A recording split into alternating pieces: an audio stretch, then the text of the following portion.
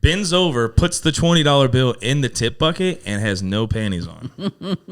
I didn't look, because I'm a good man. I looked at him, and he's looking straight at the ceiling. I did not look down. I'm looking at the ceiling. I'm just singing the song like this, and the drums just stop. The drums and the bass guitar just stop. He's looking out ready for evening prayer. Yeah, all you hear is...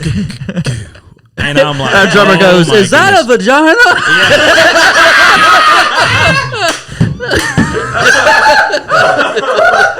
Oh, that is fucking great. That is. Vagina? She gave it to the whole world. Do you have like a 16-year-old drummer? No. Well, Yeah. I said be easy on him, guys. He's a virgin. Yeah. You're all gonna be mad at me. God damn it, Chad. Now I gotta watch my thing. This is other band I've been trying out for. So. I might get some updates. I might have to make sure your phone's on silent. Might have to leave. Might have to leave. Fair enough. Might have an upgrade coming. He's like, weird. We just hired a new bandmate.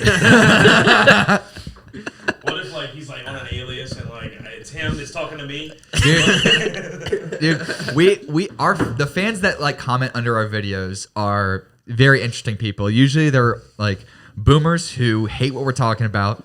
That's our target crowd. Yeah. I want to piss them off as much as possible. Which we are doing the right thing. They already ruined the economy and the environment. They're not going to ruin my freedom of speech. They already took away my Second Amendment, right? They'll on the Disney episode, you fucking people you fuck Disney, or they'll do it's something like groomer, hashtag groomers or something like that. And then there'll be people in the food and bev comments. They'll be they just need to, the waitresses just need to try harder and they'll make more money. Try harder and they'll get tipped. Tell it to the back of house making $10.50 an hour. Go try that. Oh my gosh. And then the super fans, they have to be Chads fans. Oh, yeah. I don't understand. If we have super fans and they're Chads, I love it because that makes the least amount of sense. But that's perfect for our moniker. He's the guy who talks by far the least amount. He's just high all the time. Yeah. And he'll come in with one killer joke. And then as soon as we're all right, we're done recording, he's the funniest fucking guy I've ever met. I'll tell Dave, I'm just record this end bit and then just chop his funny bits in there. Look at that. You guys perform at Burns though, right? All the time? Every now and then? 2 times so far, yeah. 2 times? You guys performed this year, right? They're not big on twice. After 2 times. That's about all you get. Well, we're doing it again, but it's Thanksgiving weekend, so I was like, oh shit. When was the last time? Because I think I saw you guys. Are we on? Yeah. Okay. Yeah. But once again, I'll cut when we got to cut. Don't worry about it. Yeah, don't worry about it. Every now and then the N-word just slids out. You want to cut? No, that's a definite cut. Nostradamus. Don't that one. We don't talk about it, man. We'll do it during the live. Yeah, sure. We are live for a few minutes. Well, we won't. I don't know how to work this thing. Yeah. This is our first live thing. Dude, I've been thinking about having us booked for going to an open mic where we just set up the podcast gear and just talk shit for an hour. Dude, like a show, but a podcast? Yeah, like a live podcast where we just talk smack for an hour, just hang out. I bring the board, and we have to look up stuff. I've seen people do it before, and it's been pretty good. There you go. Now it's just live. The red usually means hot. I actually went to school for computer science. I feel like I should know some of this stuff, but no, I just bounce the bars now. That's the hard part is getting used to all the crap you have to do online. Social media.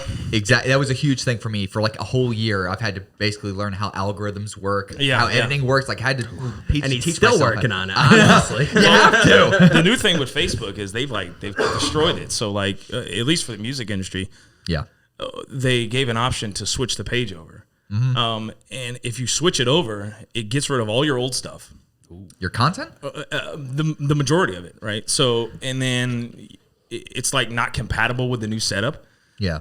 And then if you try to switch back, then everything that you've done after that, you lose all that. Yeah, that's so weird. Yeah, dude. That's we're getting lucky on the podcast deal because Facebook is about to start implementing Facebook podcasts where the majority of our advertising is Facebook because it's best money for your buck. It really is best value for your buck in terms of eyes on product for the dollar. And because they're going to start implementing Facebook podcasting, you either can like plug in your feed directly to it where people can immediately have access to it, or it's basically like another version of like Spotify or iTunes or anything. So you're going to get, and you can play it and listen to it or watch it in our case directly on Facebook, which makes the access so much easier. The bad part about ours is when they changed it over to the new system, it used to be anyone who basically followed your page. If you created an event, they would know about it. Well, obviously, Facebook being who they are, they want you to pay for it now. They try to monetize everything. Right. So now, in order to promote your event to people, you have to purchase the boost. You have to boost your event. It's basically So to get more. You had to have like an account or a certain amount of money for that. Yeah. Yeah, you have to have like a business account. And you put like a limit on how much money you can spend. Oh, yeah. And chips away at it, right? Yeah, For and each ad. if you want to do like $20 over the course of a week, you can pretty much do that over a 5-day period. Yeah. You've also got. Well, before we do this, let's actually. Do you want to give a shout? Is this even? It is live. You got people watching. Let me make sure the comments aren't on. Is that how we do it? I mean, I don't know. I don't do live, man. I don't mess with it. It's dangerous. Live is dangerous. I say just look it up on your phone and see if just don't say anything your other crazy phone on and here. see if it's Yeah, somebody running. could. Yeah, you should be on it. Yeah.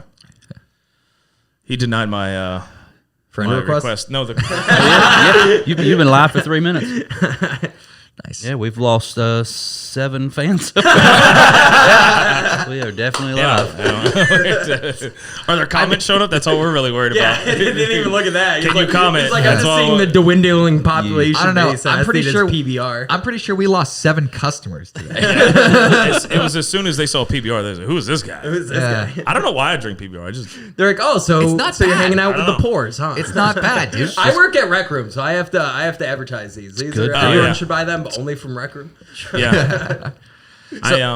So yeah, guys, this is Mooks podcast episode. I do not know which episode. It's bleeding through now, but we have the Bryan Roberts band on today. Bryan Roberts himself, and then Matt Frazier, lead guitarist, right? here. Yeah. Awesome, nice guys. It's great to have you on. Thank you, man. Thank you for having us. I've been listening to some of you guys' sets on your Facebook stuff, and Matt's been showing us videos. It's some cool shit, man. Oh, okay. It really is. I always hold my breath when people say that. Why? I've been watching your videos. I'm like, really? Yeah, dude. Listen, it's hard, like capturing live stuff is hard to do, but if you can capture some magic and have a nice little highlight reel, dude, it's fucking good, dude. Yeah, It's straight fire.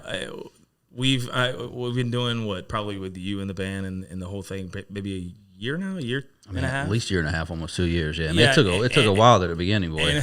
Well, we weren't doing a lot of shows at the beginning because we were Not to mention, if it's been 2 years, you guys had a real rough year last year. I'm assuming. yeah, that's true. You too. can't So, do any public shows. Can't really push. So that's kind of funny. What happened with that was a lot of the places, of course, shut down and they didn't want to do it.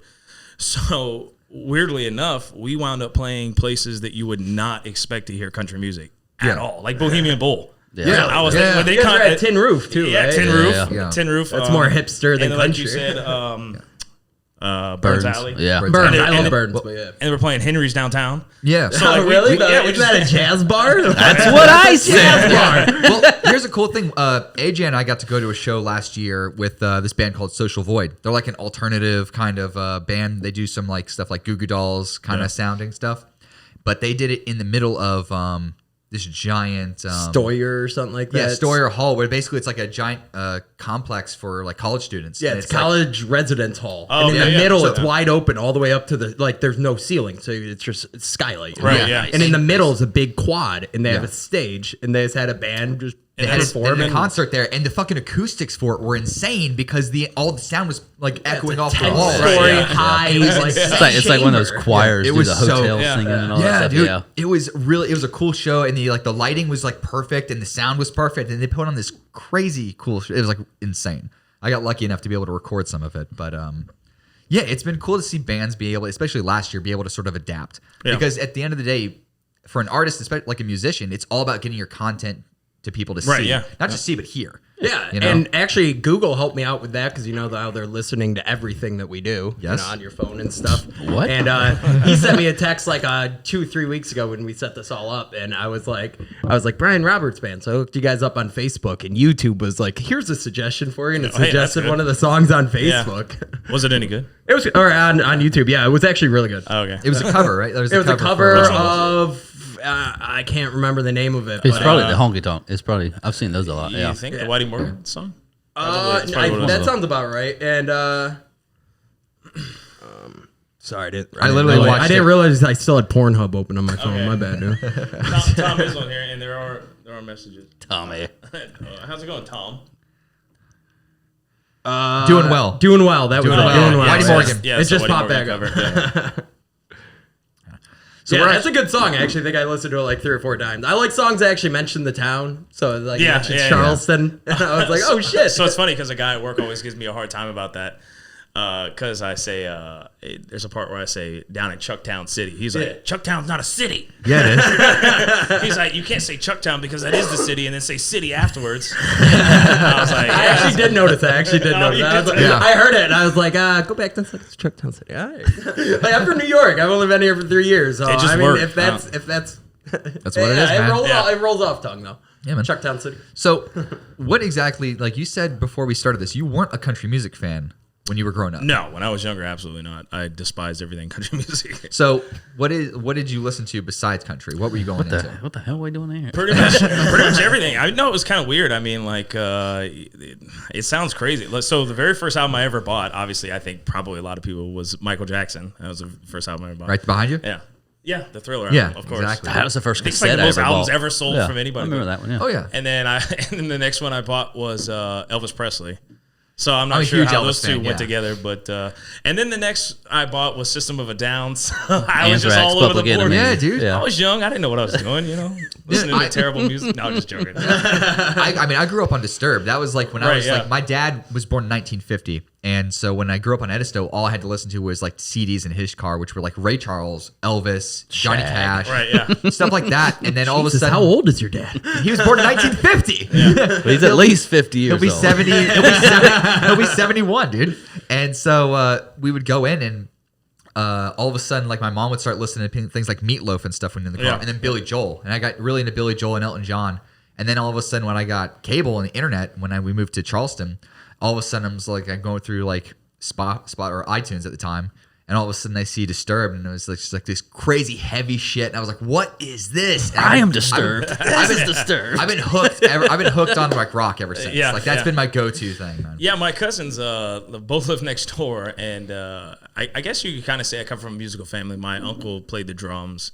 Yeah. My other cousin Danny, he was in a band. He did like kind of the death metal scene. Yeah. And then my other cousin Jamie is kind of where I guess I really gained like a lot of love for music, because he would play his guitar, and then I just like stand there and just watch him play the guitar, like as a young kid, and you're like, this is the coolest thing ever. So now I just stand and watch Matt play the guitar, and I'm like, this is the coolest thing ever. Yeah. Were you always into country or?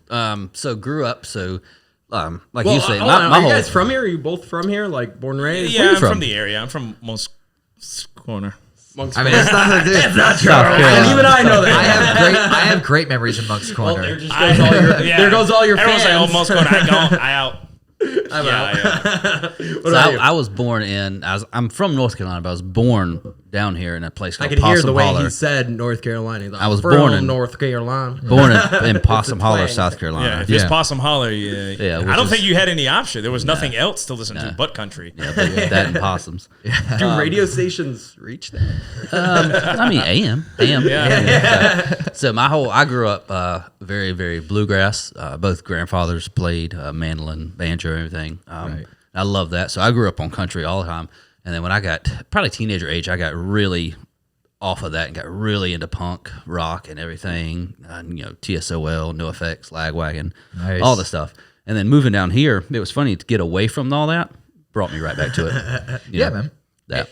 And I played everything. It's shredding, going off on guitar. But thing about country music is just like, for me, it's like every note counts. I don't know, for me. For a musician thing. I love country music. More I for grew me. up listening to it. School bus. My school bus driver, the only thing to listen to. I grew up in the mountains in New York, so Syracuse. But I mean, and you're kind of right on that. In country, a lot of like the sounds that are coming off of it, they accent each other a little bit better, especially because you're playing things like the banjo and the mandolin. They pluck and they not really percussive, but you hear that sound a lot more clearly than you hear like a guitar in a punk band. Like Blink, the joke about Blink is if we can't play well, we'll just play fast. and I love Blink. And you can do that. You can do that with rock though. You can just like fuck up a note and it doesn't matter because you can go up and down with all the notes. But with country, it has to follow the flow. You don't have any like opposite notes when you're playing. And with that too, there's a lot less going on, so it's a lot more clean. You know, so you hear more notes. That's like one of my first influences was like Billy Joe from Green Day. I love it, and I still have like a Daphne colored Stratocaster just like his. Nice. You know, hanging it real low and just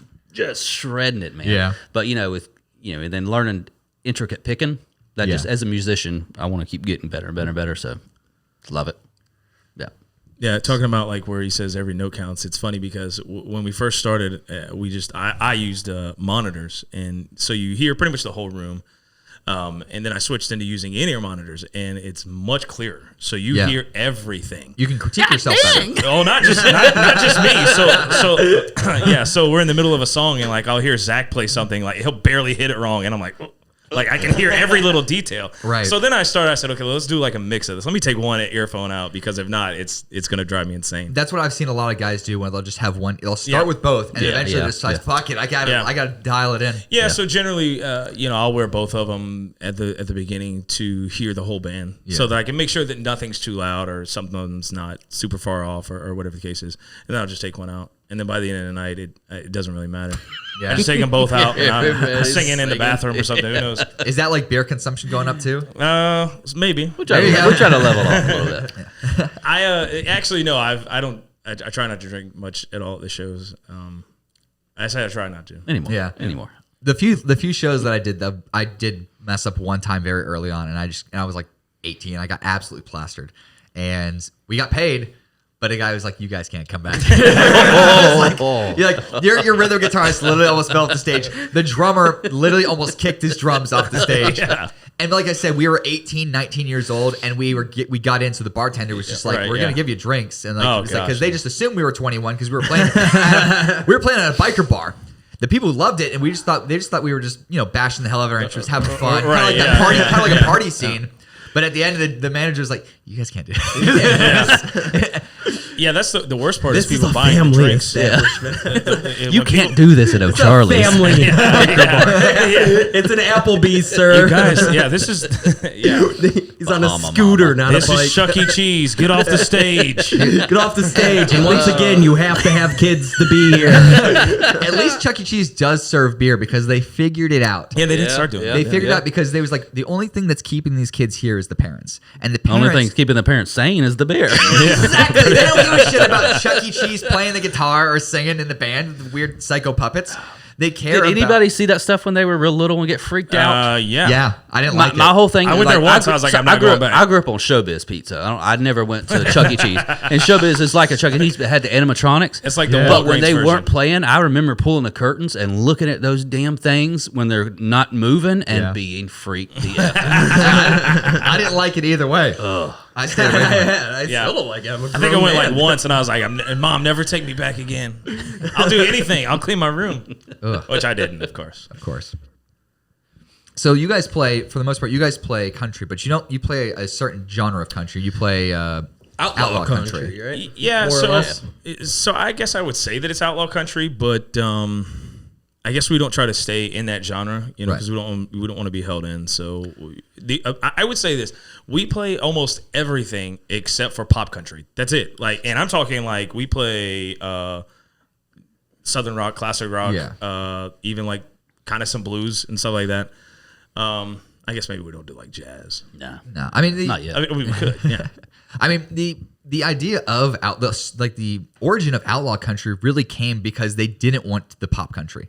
Yeah, I mean Nashville was the whole thing. They wanted to do it their way, right? That's so important. It started musician-wise, started with Waylon Jennings, Willie Nelson, and Chris and Cash. Yes, and they were out in Austin, which at the time was like this amazing live music capital of the world. Now Austin fucking sucks. Now it's just three heroin addicts with guitars playing "You Are My Sunshine" in the corner. Talk about fucking ruining Texas. Don't California my South Carolina. Talk about California, Texas. Yeah, fucking Austin. Ruined. Apparently, Austin is one of the only cities that's gotten fucked over. But like apparently Dallas and stuff are still pretty awesome. But the they were basically creating their own sound in Austin, doing amazing things, and the record RCA still wouldn't back them as how great they were doing. Right, yeah. Until finally some like music lawyer finally was like, give these guys their money. They got out to do it, and they created a platinum record, which was unheard of in country music. And so finally Nashville spoke up, was like, hey, there's money in this. Let's print it out. That's all Nashville cares about. Print it out. Yeah. I mean, the fact, like, I remember, was it before they blew up, was it John Denver was winning Country Music Star of the Year, and they literally lit his name on fire as they're presenting him the award. It's like, and now with the award, and he just lights it on fire. My friend John Denver. And John Denver had never seen a country road in his fucking life. Right, yeah. I mean, he grew up in like Arizona, but it was like suburbs, and he didn't look the country part. He just, and there's so many guys nowadays that don't, like, they are country stars, but they don't have a country bone in their body. Oh yeah, for sure. I mean, that's one of the things that I think turns people off the country. Yeah. I would say for sure. I mean, I just saw where I think they, what is it, ACMs? Is that what it is? Yeah, I'm so far away from country. I have no clue. Yeah. Like NBC didn't pick them up. They're not going to air the AMC's American Country Music something. American Country Music Awards. Yeah. So they're not going to air them next year because their ratings are just tanking. Yeah, because they're playing like I get VH1. I mean, it's the thing that Toby Keith was one of those guys who really made like a superstar out of a country star. Like, he was the likes that nobody had really seen, and then all of a sudden you see like this trend. And I'm not saying that Keith was the. I feel like Toby Keith got lucky though, because he had the right music at the right time. That hardcore American patriotism music. Oh yeah, for my sure. My favorite Toby Keith lyric is, "We'll put a boot in your ass." The American way. Yes, and I'm like, yeah, exactly. Everyone knows it. Right. People are like, I hate country, and I play that song. People are like, don't skip it. Yeah, but now like, post 2008, it almost seemed like every fucking artist that was coming out was the like same album. Same songs where it talked about. It was all about the. The snap tracks. Yeah, it's all the same. And it was and it had the stereotypical things that people make fun of.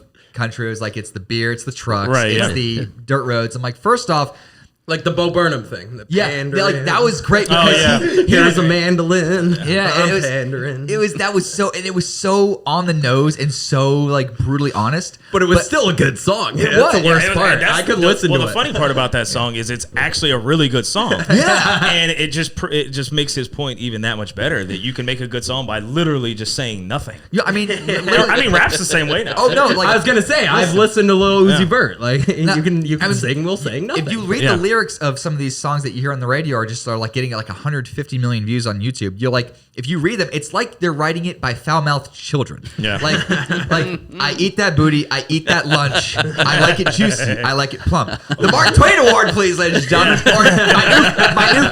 My new favorite is bitch, I'm a cow, I ain't no pussy, I don't say meow. What is that? I've never heard it. I don't even know what it is. I don't even want Genius. Yeah, but like the great thing about that was like it was setting outlaw country apart in the 70s was the fact that they put so much effort into telling stories. Right, yeah, and they were true stories too. Meaningful, right? Exactly. Having like Waylon Jennings had one of his best songs was talking about how hard life is on the road with being married, having a woman with and it was a great fucking song. I can't remember the name of it. But it was a great song. Then you had Willie Nelson, who's like one of the greatest songwriters in Americana. Like, really. I'm also a huge Blaze Foley fan, but no one ever gives Blaze the credit he deserves because he died way too young. He never got it picked up. Plus, his masters got destroyed in a flood. Did Wesley Snipes play him? No. Blade. I'm thinking Blade. No, Blaze. Oh, God. It was Ethan Hawke who did a great documentary. No, same guy. Yeah. It's actually, it's also an PBR. IRS can't take what you don't have. Taxed it for you, man. But no, it was that Ethan Hawke did a great documentary on him, and he died because he was helping his buddy who was like a veteran who was like a drunk. His son was stealing his like veterans disability checks, and he got shot in the chest. Oh, he's like, I am. And so he died way too young, and he was at that caliber. Like he was so always on the cusp of like taking off, like Willie Nelson or Waylon Jennings was, but he never got there. And he's like this huge legend in Texas. Yeah, yeah. That's like Billy Joe Shaver and things like that. Yeah, he really didn't become like behind the scenes massively like mainstream until he did the song with what was it, Big and Rich or something like that. I think he did the song with Big and Rich. You're gonna miss me when I'm gone. Yeah, that was like one of his biggest hits. But it really. He's funny because when I'm sorry. He's his own, but then he was writing songs for like Waylon, and he was writing songs for other people. It's funny because when you, me being younger, not listening to it, and then getting into it later on in life, now it makes me mad when like I hear things about that. Like people are like, oh yeah, I know this song, and I'm like, you're missing the whole story. Yeah. And I think that's one of the big things about country music is that the depths of the people who you don't hear about, their stories are so long and so rooted into doing real stuff. Right. But like when you hear it, you all of a sudden you're like, oh, this guy's broken. And all you can do is just tune in and be like, I need to hear this because you can hear it. Like who wrote, oh my God, what's his name? He's been blowing up the last like 2 years. Come from West Virginia, Nose on the Grindstone. Oh, you're talking about Tyler Childers. Tyler Childers, like he's one of those guys. Like when I first heard him, and I listened. The first time I heard him was from his acoustic set, the vinyl LP he did. Yeah, and it was just like when he starts playing White House Road. Yeah, and like Nose on the Grindstone. Like I hear that, and I'm like, holy shit! Right, like, that's that. Yeah. You can hear it in his like. Almost in his voice, it's very guttural, very raw. Yeah. And he's hearing it. And I think that area, especially Appalachia, it's full of coal mines, but I know there's a gold mine of content. Oh, yeah. A gold mine of talent out there. All three of them came from the same high school? Sturgill, Cody, and Tyler? So the funny thing about that is that Tyler Childers is way bigger now than Sturgill Simpson. But Sturgill Simpson is the one who gave him his shot, and he's actually on that label. Yeah.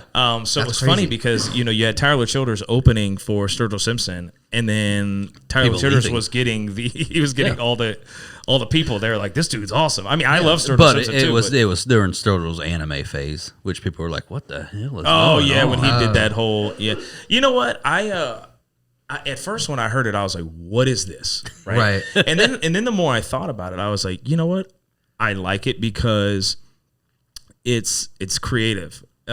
He's not staying inside a box. Sturgill Simpson has done the same the same song 3 times. Right. Literally. He did it in a country version. He did it in a modern sound. It wasn't really like a country. And then he did it in bluegrass. Yeah. And they were all good. And it was the exact same song, but you would never know.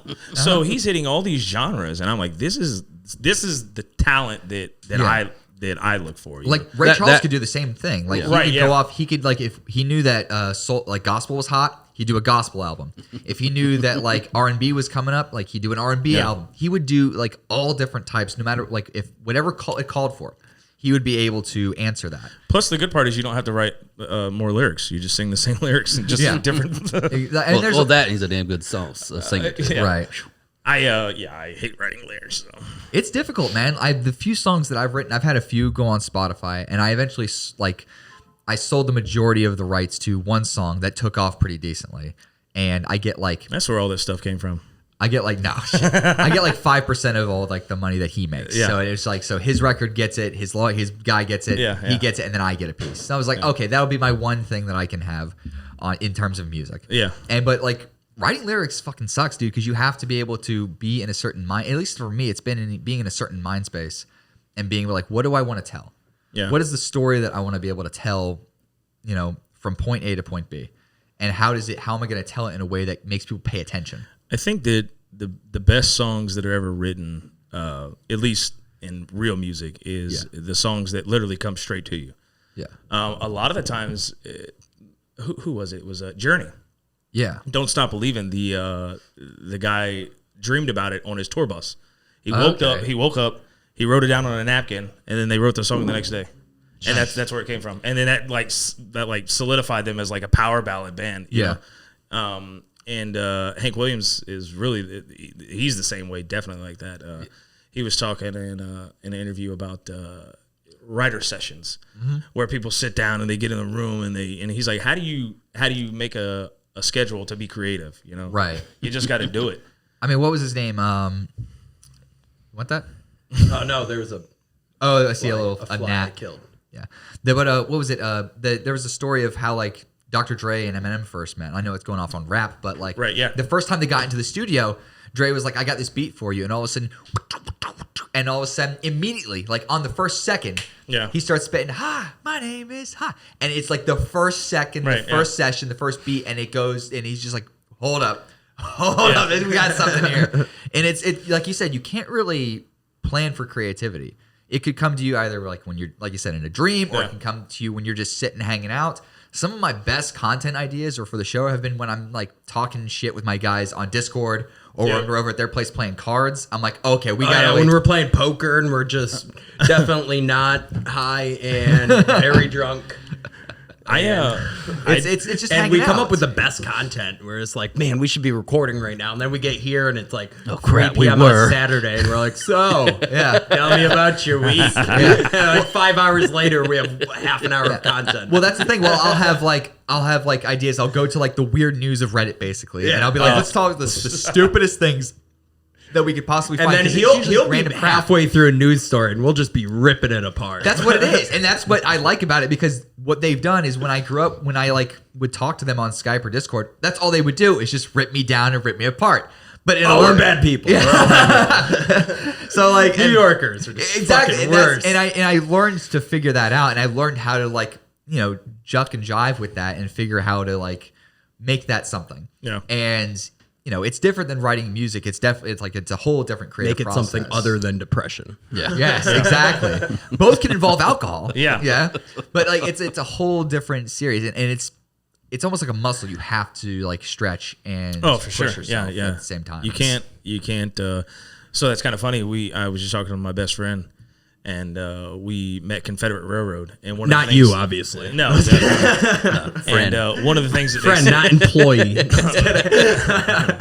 Don't worry, Dave treats me the same way. When they gave us, we were like, what's the best advice you could possibly give? And he was like, never stop writing. Literally, just keep writing. Right. Because if you lose that creative side, it's kind of one of those things like you get off a bike, you'll get back into it, but it's just not the same, Right. Exactly. I don't remember last time I've ever ridden a bike.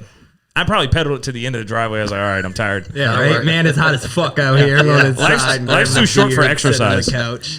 Dude, I used to be like that. Now it's almost like I get mad at myself if I don't go to the gym. Like these guys will be like, "Hey, get on! We're about to play." Dave, we get it. You're on steroids.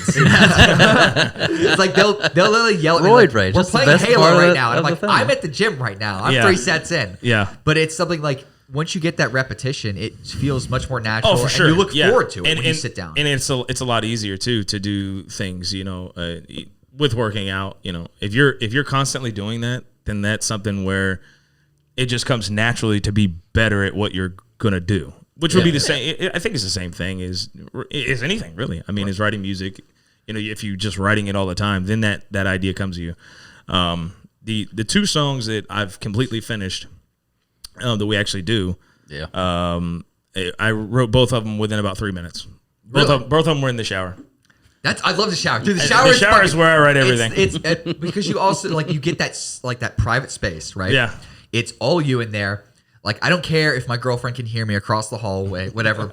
My cats are already clawing at the door. I don't care. I'm in my space. It's the one time I get to have and the acoustics are also, they're really good because it's almost like a sound booth, right? Yeah. Oh, for sure. Yeah. And so it's opens the throat up. It Yeah, does. nice. It actually does. It's true. So you get to it's a really weird, and it's funny, and people make fun of it all the time, with weird internet videos and shit, and Home Alone. Yeah. But it's a real thing. It's a real fun space. Like my favorite thing was to do back in college when I was writing, I would have my buddy's dog. He had a big giant pit bull black lab mix. And he would just sit there on the couch next to me on this raggedy ass couch. And I would just be sitting there drinking the cheapest beer I could afford at a college Keystone Light. Milwaukee's best. Yeah. Natty Daddies. Daddies. It was Natty Daddies. It was definitely Natty Daddies. Natty Daddies. 99 cents, you get a quarter gallon of alcohol. Fuck You're yeah, you're gonna screwed. Or I would The homeless people have a thing. Or I would get- They or- know what they're doing. Or I would get malt liquor. Wild Irish Rose. Some old English. Yes. Like the chew Or it. Cobra, actually. I got Cobra. And Mad so- Dog or something. Yeah. So I remember being young and seeing the Schlitz malt liquor bowl. When I was like 7 or 8, I'm like, Mom, I want that. It looks so cool. So here's the funny thing, just off a little bit of that. Yeah. Mad Dog is not actually called Mad Dog. It's called Michael Davis or something. It's actually the name of the person. It's not Mad Dog. People just assume it's Mad Dog. It makes you Mad Dog. It's not Mad Dog. But isn't there a dog on the front of it? Yeah, it's got a big red dog on it. Yeah, but it's not Mad Dog. That's not what it stands for. I always thought it did. That's not what it stands for.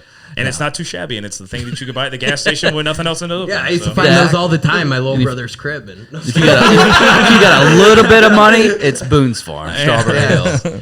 But no, that's what I would do. I sit there, and the ginormous dog would just be sitting there, and I would just wait, like as they're out working and stuff, because they were both not in college, and I was in college. So I just sit there with the dog, and I would just like fuck around with the guitar. Big black dog sitting on my lap. Yeah, something like it would be something like that, and all of a sudden, like it would just be a really like calm place where I could just like dial it in and really like get in that space, and that's where I would write most of my shit. And it was funny. It was off that little fucking cheap Fender. Yeah, and I loved it. Oh, let's not talk trash about cheap Fenders now. No, Fender. Like I got another cheap Fender right behind me. I got a Squire right there. Oh yeah, the Squire. Yeah, that's the best ones. I'm looking to get a. I've been telling Matt about it for forever. I want to get a baritone. I want to get a ESP.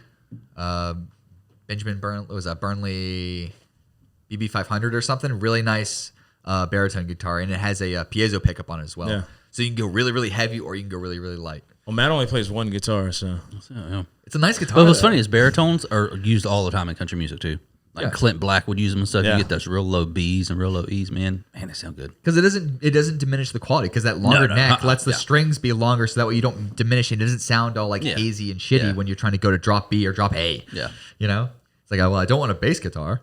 You know. So I'm gonna ask the most obnoxious question all up and coming bands hate being asked. Oh, damn it! Where do you guys? Who do you guys compare yourselves to on the mainstream? Like, who would, if someone was looking for your genre, your music, who would you say you guys are like? Kind of mainstream that someone would know, or even closer, like who inspires you? Oh, mainstream. I don't know. Like if you're like, oh, I'm a band, and someone's like, what do you play? And you're like, it's kind of like blah blah blah's music. It's like Luke Combs music. Or definitely. Like or when you do covers. So that's it's like Dave Allen Coe in his really really bad years. So, or like if you have a go-to like cover that you want to do of like a certain like artist or two. Yeah. Like, what do you guys really enjoy playing in terms of artists? So recently we actually Sturgill Simpson. Is that one of your favorites? Long White Line is probably one of my favorites that we just recently added. I love Long White. It's not the same. It's not the same Long White Line. Like Whitey Morgan style. Yeah, definitely Whitey Morgan. Yeah. Dude, do you know Waylon Jennings? I was looking up stuff on Waylon Jennings. Dude, he has funny songs. He had a $1,500 a day cocaine habit. Yeah. $1,500 a day. I thought my $60. Never mind. So kind of back to Facebook or Instagram's just gonna. They're like you've been canceled. Doesn't matter. There's only 3 people watching anyway. But going back to what you were saying about where they wrote stories that were real about their real lives. Yeah, that story Outlaw bit is a true story. And what happened was the DA. Or not DA. Who is it? Jurgen Traffic. DEA. Is it DEA? DEA. Okay, DEA. Drug Enforcement Agency. So they had been. He's good friends with them. Yeah, a lot of phone calls. They had been tracking him, and what he was doing was getting shipments of cocaine in like UPS packages or like envelopes or something like that. Yeah. But he wouldn't pick them up himself. He wouldn't pick them up himself. I know, right? You used to be able to buy this shit at a gas station. You know that? Like you could go to they were nice Neesies down there before Circle K's, and you could go and buy cocaine in like the 60s and 70s, and it was like a legal thing because it was in most products, and it was like a byproduct. I'm like, that is insane. Yeah. They followed. I'm working on a time machine. They followed him. They followed the package to the studio, right? And obviously they delivered inside. So here they come busting through the door, but the door that they came in was the door to the recording booth. So not the booth, the recording area, right? Yeah. So you can't see through the glass. Yeah. So the guy, the producer, recognizes what's going on immediately because that's probably a pretty common thing back then. And he puts his hand on the talkback button. Yeah. So Waylon and everyone in there can hear what's going on in the booth. So the agent's like, "Where's Waylon and where's the drugs?" so he's listening. So Waylon has a bag of cocaine and he throws it across the room. And the story goes that there is a gap in the baseboard. And it must have landed perfectly. Right. And it hits the wall, falls down behind the couch, and lands in the baseboard. As the legend goes. And as and then the other half of the drugs, as the DEA agents are walking into the studio, all he hears is And he's like, what'd you just flush? He's like, something you'll never find. And so they had to let him go because they literally had nothing. They tore the room apart. They tore the room apart. And later on, the guy goes back in there and he busts open the baseboard and they find the cocaine behind it. And then, of course, they do the cocaine. Of course. Saves the day. This is baseboard cocaine. So he writes a song about the whole situation, and I think it went platinum or something like that. Man, if Hunter Biden decided he was going to do a thing about smoking Parmesan cheese, he could get a platinum album. Yeah, probably. Stop saying the N-word on recordings. That is true. Oh my God. No, it was on a text. It was a text chain. Or just stop saying lawyer. it. Like, or just stop talking in general. I work at a karaoke bar. Like I work at Bangkok Lounge. We won't let people say the N-word. And like our karaoke That's host probably a good idea. I don't know if you know him. He's like kind of around Charleston. You might have to blank out his name, but Jeremiah. He's like this huge brother, and he's like 6'7", like 300 pounds. But he's like the nicest guy. But you don't realize it when you're looking at him because you see this 6'7", 300-pound lineman coming at you, and he's like every single time someone says it, he just stares at them. And next time it comes up, they're like, and then just like looks at him. You know, I've always thought about that. You know, like if I go into a bar and they're doing karaoke or whatever, and it's a song that I know it has that, I'm like, please don't be that stupid. Yeah, just don't be that skip dumb. it. They don't, you and I'm see like, the word coming. I'm like, what are you doing, bro? It's the dumbest thing because like it makes no sense to even have it on there, and also the fact is like you've got it's always a dumb, stupid, and I went to grad school in West Virginia. It's always some dumb, stupid, drunk, fucking college student. Always white. That makes it a fucking problem. Well, and they pick the song like, well, yeah, you know, you picked the song. Maybe they pick it on purpose. That's what it is. They'll pick Colt 45 and 2 Zigzags every fucking time, and I'm just like, everyone here is about to have a really bad time. We had this kid come up to the mic last night, and I'm working upstairs in the crowd bouncing, and he's like maybe 110 pounds soaking wet, and the song comes up on the screen, and it's YG. The artist is YG, and the song is My N-word. Oh, I know exactly. And I'm like, dude, you can't say half the words. Yeah. I'm pretty sure they do that on purpose. And I was like, no, we just skipped them. We're like, nah, dude, you they're gotta probably pick sitting another around song. the table. I'm not like, gonna pick another song. That's the song I chose, and all my friends want to sing it with me. We look at all his friends. We're like, no, none of you can say that. We are not even comfortable when black people say it in there. We're like, please don't. Like, it just sets a bad example. Take your tiki torches and go next door. Maybe they're all just like sitting at the couch, like, man, I really want to say this word. Well, you know, we can go do karaoke. Good idea. Good idea. Exactly. Validation. How can I make a scene? How can I say it without getting in trouble? I'll do karaoke. I'm sitting there. You're still in trouble. Yeah, it's so stupid. Huh? It's not like, so like, what is your normal? Like, do you normally just sing? You don't play any instruments. You just sing up front. Okay. Yeah. So the weird Sing thing and about crowd that, control. Yeah. We I hear that. That's the story. Yeah. So when we first originally decided to try to start a band, we assumed it would take quite some time. So we're like, during this process of trying to find a band, we'll learn how to play. We'll learn how to play instruments. Well, we found a band within like 2 weeks, and everyone already knew most of the songs. So I was like, oh, okay. All right. Then what took us so long was actually just finding a drummer. So we went through 13 different drummers. Yeah. Well, that was almost a year-long search. That was almost an entire year of us playing, was trying to find a drummer who wanted to play country music. It's hard, dude. I mean, nobody wants to play it. I mean, drumming already, it's hard to find a fucking drummer because it's such an investment to become a drummer. Yeah. There's so much more. There's so many more steps. Kit, a place to practice. Yeah, exactly. You have to transport so much shit. It takes so much time, and it's a very complex thing to do. Well, you're not only just using your hands, you're fucking using your feet. You're going to like 6 different things, and it's a hard thing to master. Did you guys ever watch what's that drumming movie with Step Brothers? No, Drumline.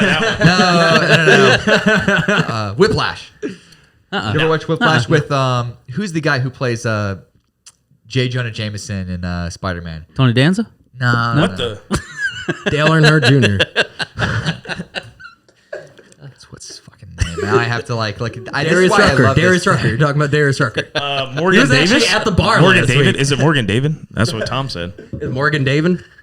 I don't know. Morgan J.K. David? Simmons. Who's? Oh, well, I don't know who Morgan David is. Well, you're wrong, stream guy. Sorry. That's our bass player. Yeah. Oh. It's J.K. Simmons. He's like a Well, now I deep see voice. why you guys didn't want to interview him. But it's this really crazy movie about a kid who gets Hope he's not bigger than me. it's this kid who gets into like this really big music academy, and he's a drummer, and it's mostly like jazz and stuff, but like the guy who's like his teacher, or like the head of the class, is like this insanely like psychopath. Pushes and pushes and pushes to the point of like mental exhaustion and snapping eventually. But you can see how much it takes physically to be a good drummer.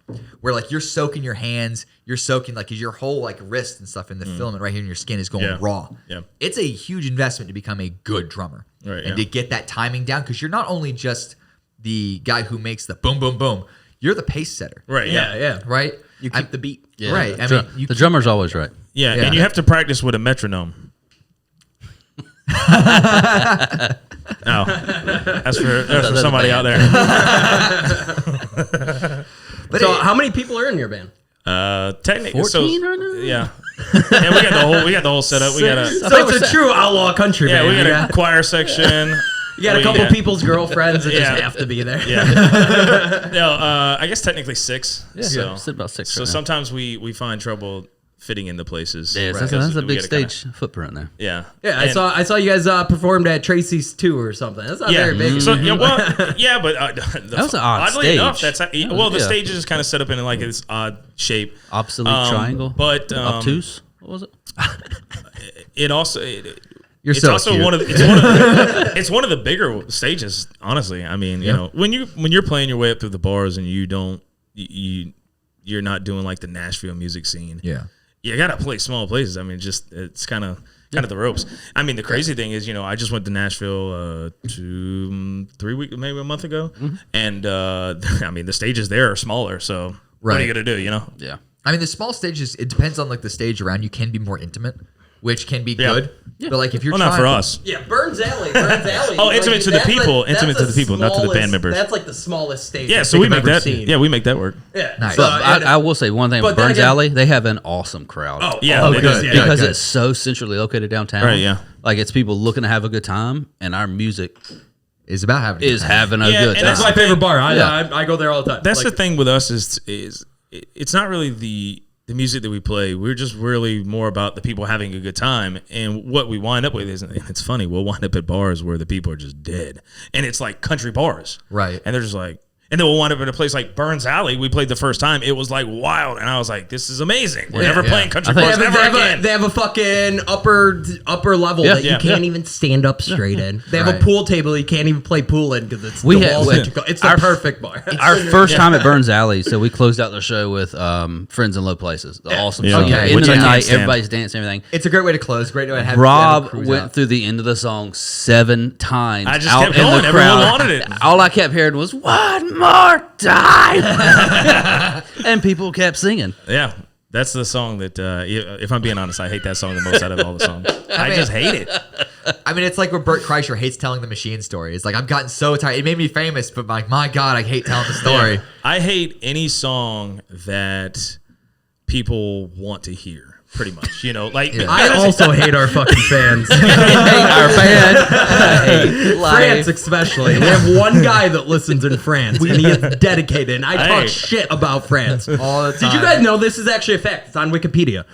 All men in France pee sit down. It's a true fact. All Frenchmen pee sit down. Once again, to the fan in France, if you reach out to us, I will send you a free t-shirt. Is AJ at Gmail? Yeah, find me at AJ1776 at Venmo. And I'm wondering how you came about that information, though.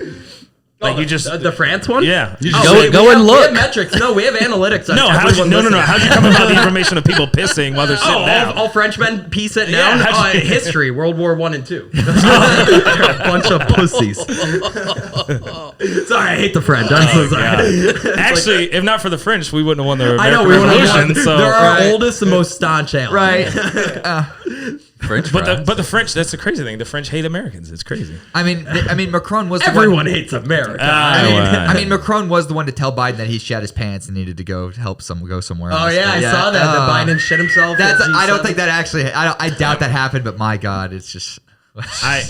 Who knows? I don't know. You've never shit yourself? That's what I'm saying. First off, it's a very possible thing, and now you're talking about like geriatric man here. Yeah. Like Obama was our youngest president. Yeah. He looked like a fucking crypt keeper coming out, and he was. Well, no, when he started, that's the thing. The presidency will. Starting 7 wars will do that to you. I mean, when you start like from like even like when you go to Bush, when you go to like Reagan, right, we should reel back all of politics. It's not really political. It's more just like when you look at like the faces of people before and after, for sure. it ages you like 20 fucking Yeah. years, man. The only thing worse than that is being married, and I mean, I can attest. I cannot love my attest wife. to that. But I feel like I love my wife. I think it's. I mean, geez, you're running the biggest country in the world. It's a Not huge the biggest job. country, The biggest but, company in the world, pretty much. Yeah. Don't run it into the ground. right? That's all you got to do. Well, I was Just all gonna you say, gotta remember run is it into the the simple ground. rules. Sell guns to the rebels, fight them 10 years later, and don't agitate the Muslim. That's it. pretty much. It's a civil war breaking out. You know what? A Denny's would look great, right? Yeah, you know what would be great here? Mickey D's at a Chick-fil-A. This is why I'm so excited to leave work, by the way, because I get to do this. My greatest, not the greatest, but like the highlight of the day at work was seeing someone's soul crushed today by telling him he could not go to a wedding. Oh, I thought you were gonna tell me. He was fired. dude, No. I was like, wow, man, you're That was smiling horrible. really hard. Dude, I saw when Cold. a guy was told that because he had to go to a funeral that he has the dyingest family that she's ever seen. And I saw a grown man break into tears. Yeah, that's pretty bad. That is cold. Yeah. Yes. You guys should unionize. We do it together every day. What was it? You, 6 days a cold, week. Charlie Murphy. Oh man. So what about your other bandmates? Did they all grow up doing country or what instruments do you guys have? So you singing So yeah, guitar? 2 guitars. yeah. What is your Guitars. what's your rig?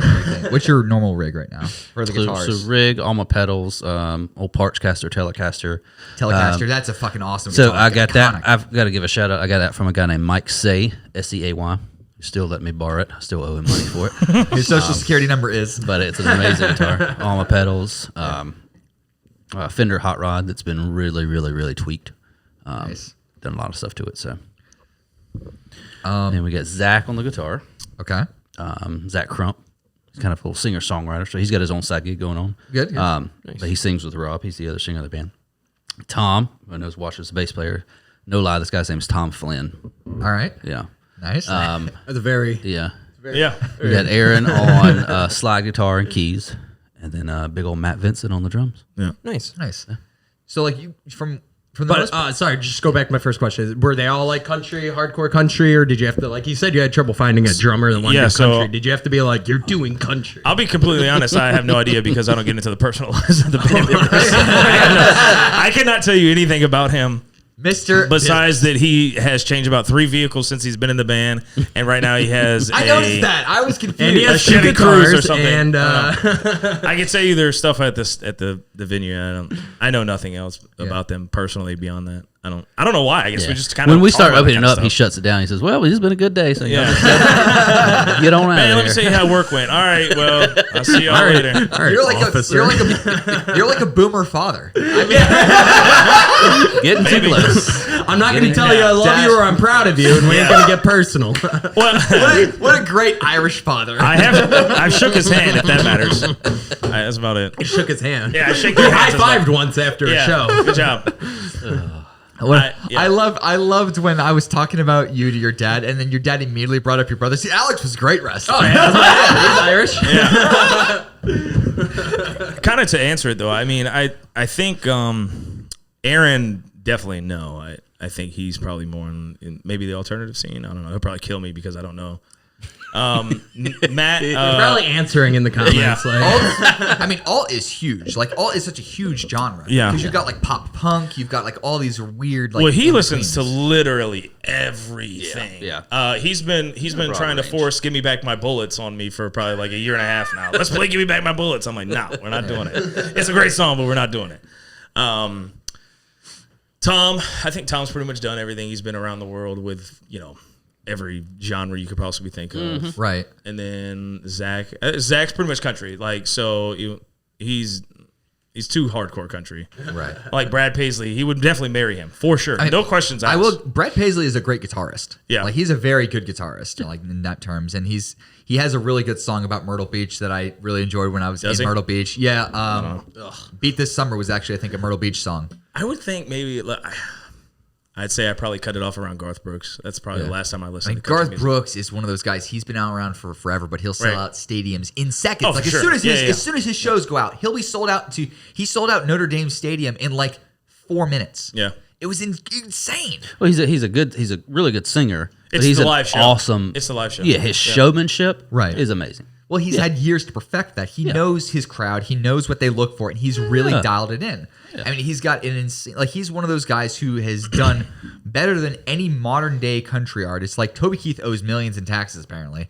But, like... Oh, yeah, because he has that... He basically sold out to a business empire, dude. We'll put a boot in your ass. Yeah. He's Toby Keith, and then you got people like Luke Bryan that are, like, just not country. They are city folk who just have a deep brain and balls. Yeah, I feel like we got to tell Toby Keith he needs to pay his taxes because it's the American way. He knows... No, don't pay your taxes. Taxation is theft. And the only thing separating taxes and rape is consent. I mean, sensitive subject around here. I'm sorry, I'm a libertarian. I'm a very hardcore libertarian. I mean, Toby Keith just needs to hit a deal with Lockheed Martin, and then he'll be set. Doing what? Selling guns to the Syrian rebels? No. Like, that's the only thing Lockheed Martin does. No, just sell literally jets to the Indian Empire. just literally, like every time a new missile comes out, he does the PR campaign. Oh, yeah. Actually, that's a pretty good idea. That's actually holy shit. Something with guns. It would need to be guns. Maybe not. Yeah, right? Like Remington or something. I have these weird fucking business ideas. Like, I really think that the majority... like starting a fucking podcast. Yeah, I know. Yeah. I literally think the majority of these urban farms that we sell to are money laundering schemes. Like, it's just think, right? You've got they'll buy a little bit of produce, so their costs are low, right? And everything else is well, you make all this money, and It's called overhead, right? Right, and then you say like, well, you make all this money. It's like, well, yes, but we grow a whole bunch of stuff. If you go out there, they're growing like 3 things, and like and they can report like a ton of income on it to like launder the money. Super easy. And then you see like the guys like, oh, I've been out here like for 12 hours. Like, you're driving a brand new Lexus SUV, by the way. It's like something doesn't add up. Well, if you get killed by the Russians tomorrow, it's not my fault. I speak plenty of Russian. I went to Myrtle Beach for 4 years. Oh, where's enough? Prost. I don't know. I think I went to before we started playing shows there. I think I've been to Myrtle Beach twice, maybe. Yeah. Did you see the photos of the Myrtle Beach show that happened at the country festival? Oh yeah, country music festival. We had Joe some Biden friends said that we could definitely have parties in our backyard by July 4th. Small family gathering. Yeah. Did you see the photos of fucking Myrtle Beach? I mean, that's a family gathering, right? Oh my god, I'm pulling this shit up right now. It's insane. Just not like good country music. Oh, let me not say that. Oh God, if they're ever listening to this or anything. Right there. Yeah. What bars do you guys generally play at Myrtle? Now that you just said Myrtle So sucks, but. the one we have is it's actually in Myrtle's Inlet, but I mean it's Myrtle Beach, and that's Wild Horse. Wild Horse, nice. And that's we're actually playing that one next weekend again. Yep. So it'll be our 3rd time. So I'll think about that show was the ride. That was it right there. Oh yeah, it was crazy. Welcome back, America. Yeah, for sure. That's a super spreader event right there. Yeah, right? Dude, Yeah. fuck no. Dude, we had 110 people in our line last night in a bar that can hold 70 people. I'm like, are you fucking kidding me? And everyone is like, do I have to wear masks? I'm like, I would. You guys are fucking like on top of each other. Like, you guys are all gross people. No, you don't have to. Half you guys have chlamydia. Yeah. Get over it. I have to wear a mask because the Boeing Corporation says so. Oh, nice. Dude, Google doesn't even let me make me wear masks anymore. Like when I go to Google, they're like, "This, we don't care." Yeah, I think it's definitely dying off now too, where people are finally just like, I think 40% of South Carolina is vaccinated now. So yeah. South Carolinians just don't want to get vaccinated. They're like, no, we're not doing it. It's a combination of factors. It really is. Well, Kamala Harris came here and said that everyone needed to get vaccinated. I think that's how we got to 40%. Because everyone was like, yeah, we're definitely listening to you. It's the most that is the most obvious. Yeah, all right, officer, I'll go get vaccinated. Don't you have to go co-sponsor a 1994 crime bill again? Yeah. It's like, if I don't, are you going to arrest me and make me work the roads for longer periods of time than I'm allowed to? Right? Yes. It blows my mind. Like when I see people fighting, literally, like people who work at companies, like, Chipotle or whatever, fighting people who are coming in because they don't have masks. And I'm talking like really fighting them. Yeah. And I'm like, what are you You're going to get sick that way. It's like That's how you spread it. You can't throw a punch at 6 foot distance. You'd be fine. It's crazy. Now, the only thing that I hate about Chipotle is that they have increased their prices and cut down on their meat distribution, which is bullshit. So that's why you get a scoop and then ask for a second scoop so you catch them on their first scoop and you know how much they're bringing. So they just put out an article. I think it's the New York Post just put out an article that Chipotle is raising their prices because they've increased their minimum wage to $15 an hour. They did. And I'm just like, duh. Duh. Like, isn't that what we said would happen? Yeah. Math. But at the same time, meat has had like the last like year and a half has been really weird with like meat because of labor.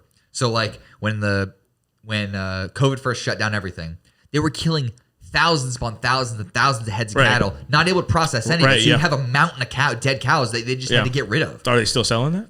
No, they couldn't process because they sell it to Wendy's grade F beef. Yeah, but they couldn't Chili. process it. So they had to incinerate it. So I guarantee the Philippines would take it for sure. Yes, no questions. But then you have so it went up to like over $10 a pound minimum at wholesale. Wait, so I can't talk shit about France. But I didn't say you couldn't talk trash about France. You gave me a look and then looked at the camera like, sorry, viewers. Fuck the Philippines. Dude, there's a huge Filipino community in Charleston. Humongous. Yeah. I know where one is. The military base. All the 70-year-old white guys marrying, for sure. marrying brides. They gotta get the card somehow, right? Yeah. All right. Oh God. Jesus. Let me not say anything crazy. I'm sorry. No, actually, I had a boss when I worked at the granite place, and he was like 75 years old, and he literally is proud about telling stories. He went to the Philippines and bought his wife. And he says that he recognizes that she may not like love him, but she says she's learned to love him, and it's like the most movie thing. And he moved her entire family there, and then gave they have little boats, John boats. Yeah. And his name is John, and he bought them a bunch of boats. That's John's boats. He bought them boats, and they call them John boats. And then he bought them bags of rice, like $5,000 worth of rice, which is like 5 years of rice to them. Oh, for sure. And they put a little statue of him, and I'm like, Jesus Christ. Oh, I've already said it. He's the happiest person ever. She doesn't work a day in her life and drives a brand new Escalade. If things ever go south, I'm headed to the Philippines. I'm just gonna It's a cool spot, man. They get hit with a shit ton of.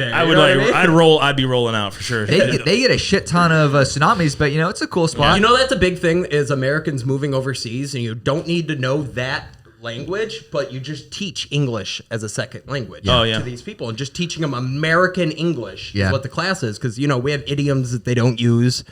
If we say anything like derogatory, basically all of our idioms I can think of are just negative and offensive to each other. But other countries don't have that. So when you learn English from a British person, you're like color instead of color. I have a buddy of mine who's a Vietnam veteran. So all of him and his Vietnam buddies pooled all their money together, sold everything they have, and moved to Thailand. They opened a bar in Thailand, and they live at the top floor of a hotel like kings. Oh, for sure. But they sleep in bunk beds, so that's not good. He's like he calls me and it's like 6 dudes in a 3-bedroom house. How does that work out? He calls me. He says I have a girlfriend that comes over and cooks and cleans every day. Yeah, the greatest. I was like, what the hell is Well, it's this? a cultural difference. I guess. And I don't know. I don't have enough education about Thailand to really get it. But if you're happy, you're happy. And, you busted your ass to get treated like shit when you came home, and now you get to go and live like a king. Yeah. I think it's very eye-opening to see other parts of the world. I mean, what we think is not what the world is like. Right. Americans, I think, are the worst when it comes to stuff like that, where what they think is real is what's on TV. TV is ruined everyone. This reality TV that's not really reality. Right. Just think of Survivor. What's crazy? People think of these countries as third world shitholes, and you see them on TV, like Iraq, Afghanistan is these rundown little villages. Open up your Snapchat map and click, because you can click and view the Snapchats in that area. Go to these countries, go to other countries, to other cities, and just view what other people are posting on Snapchat.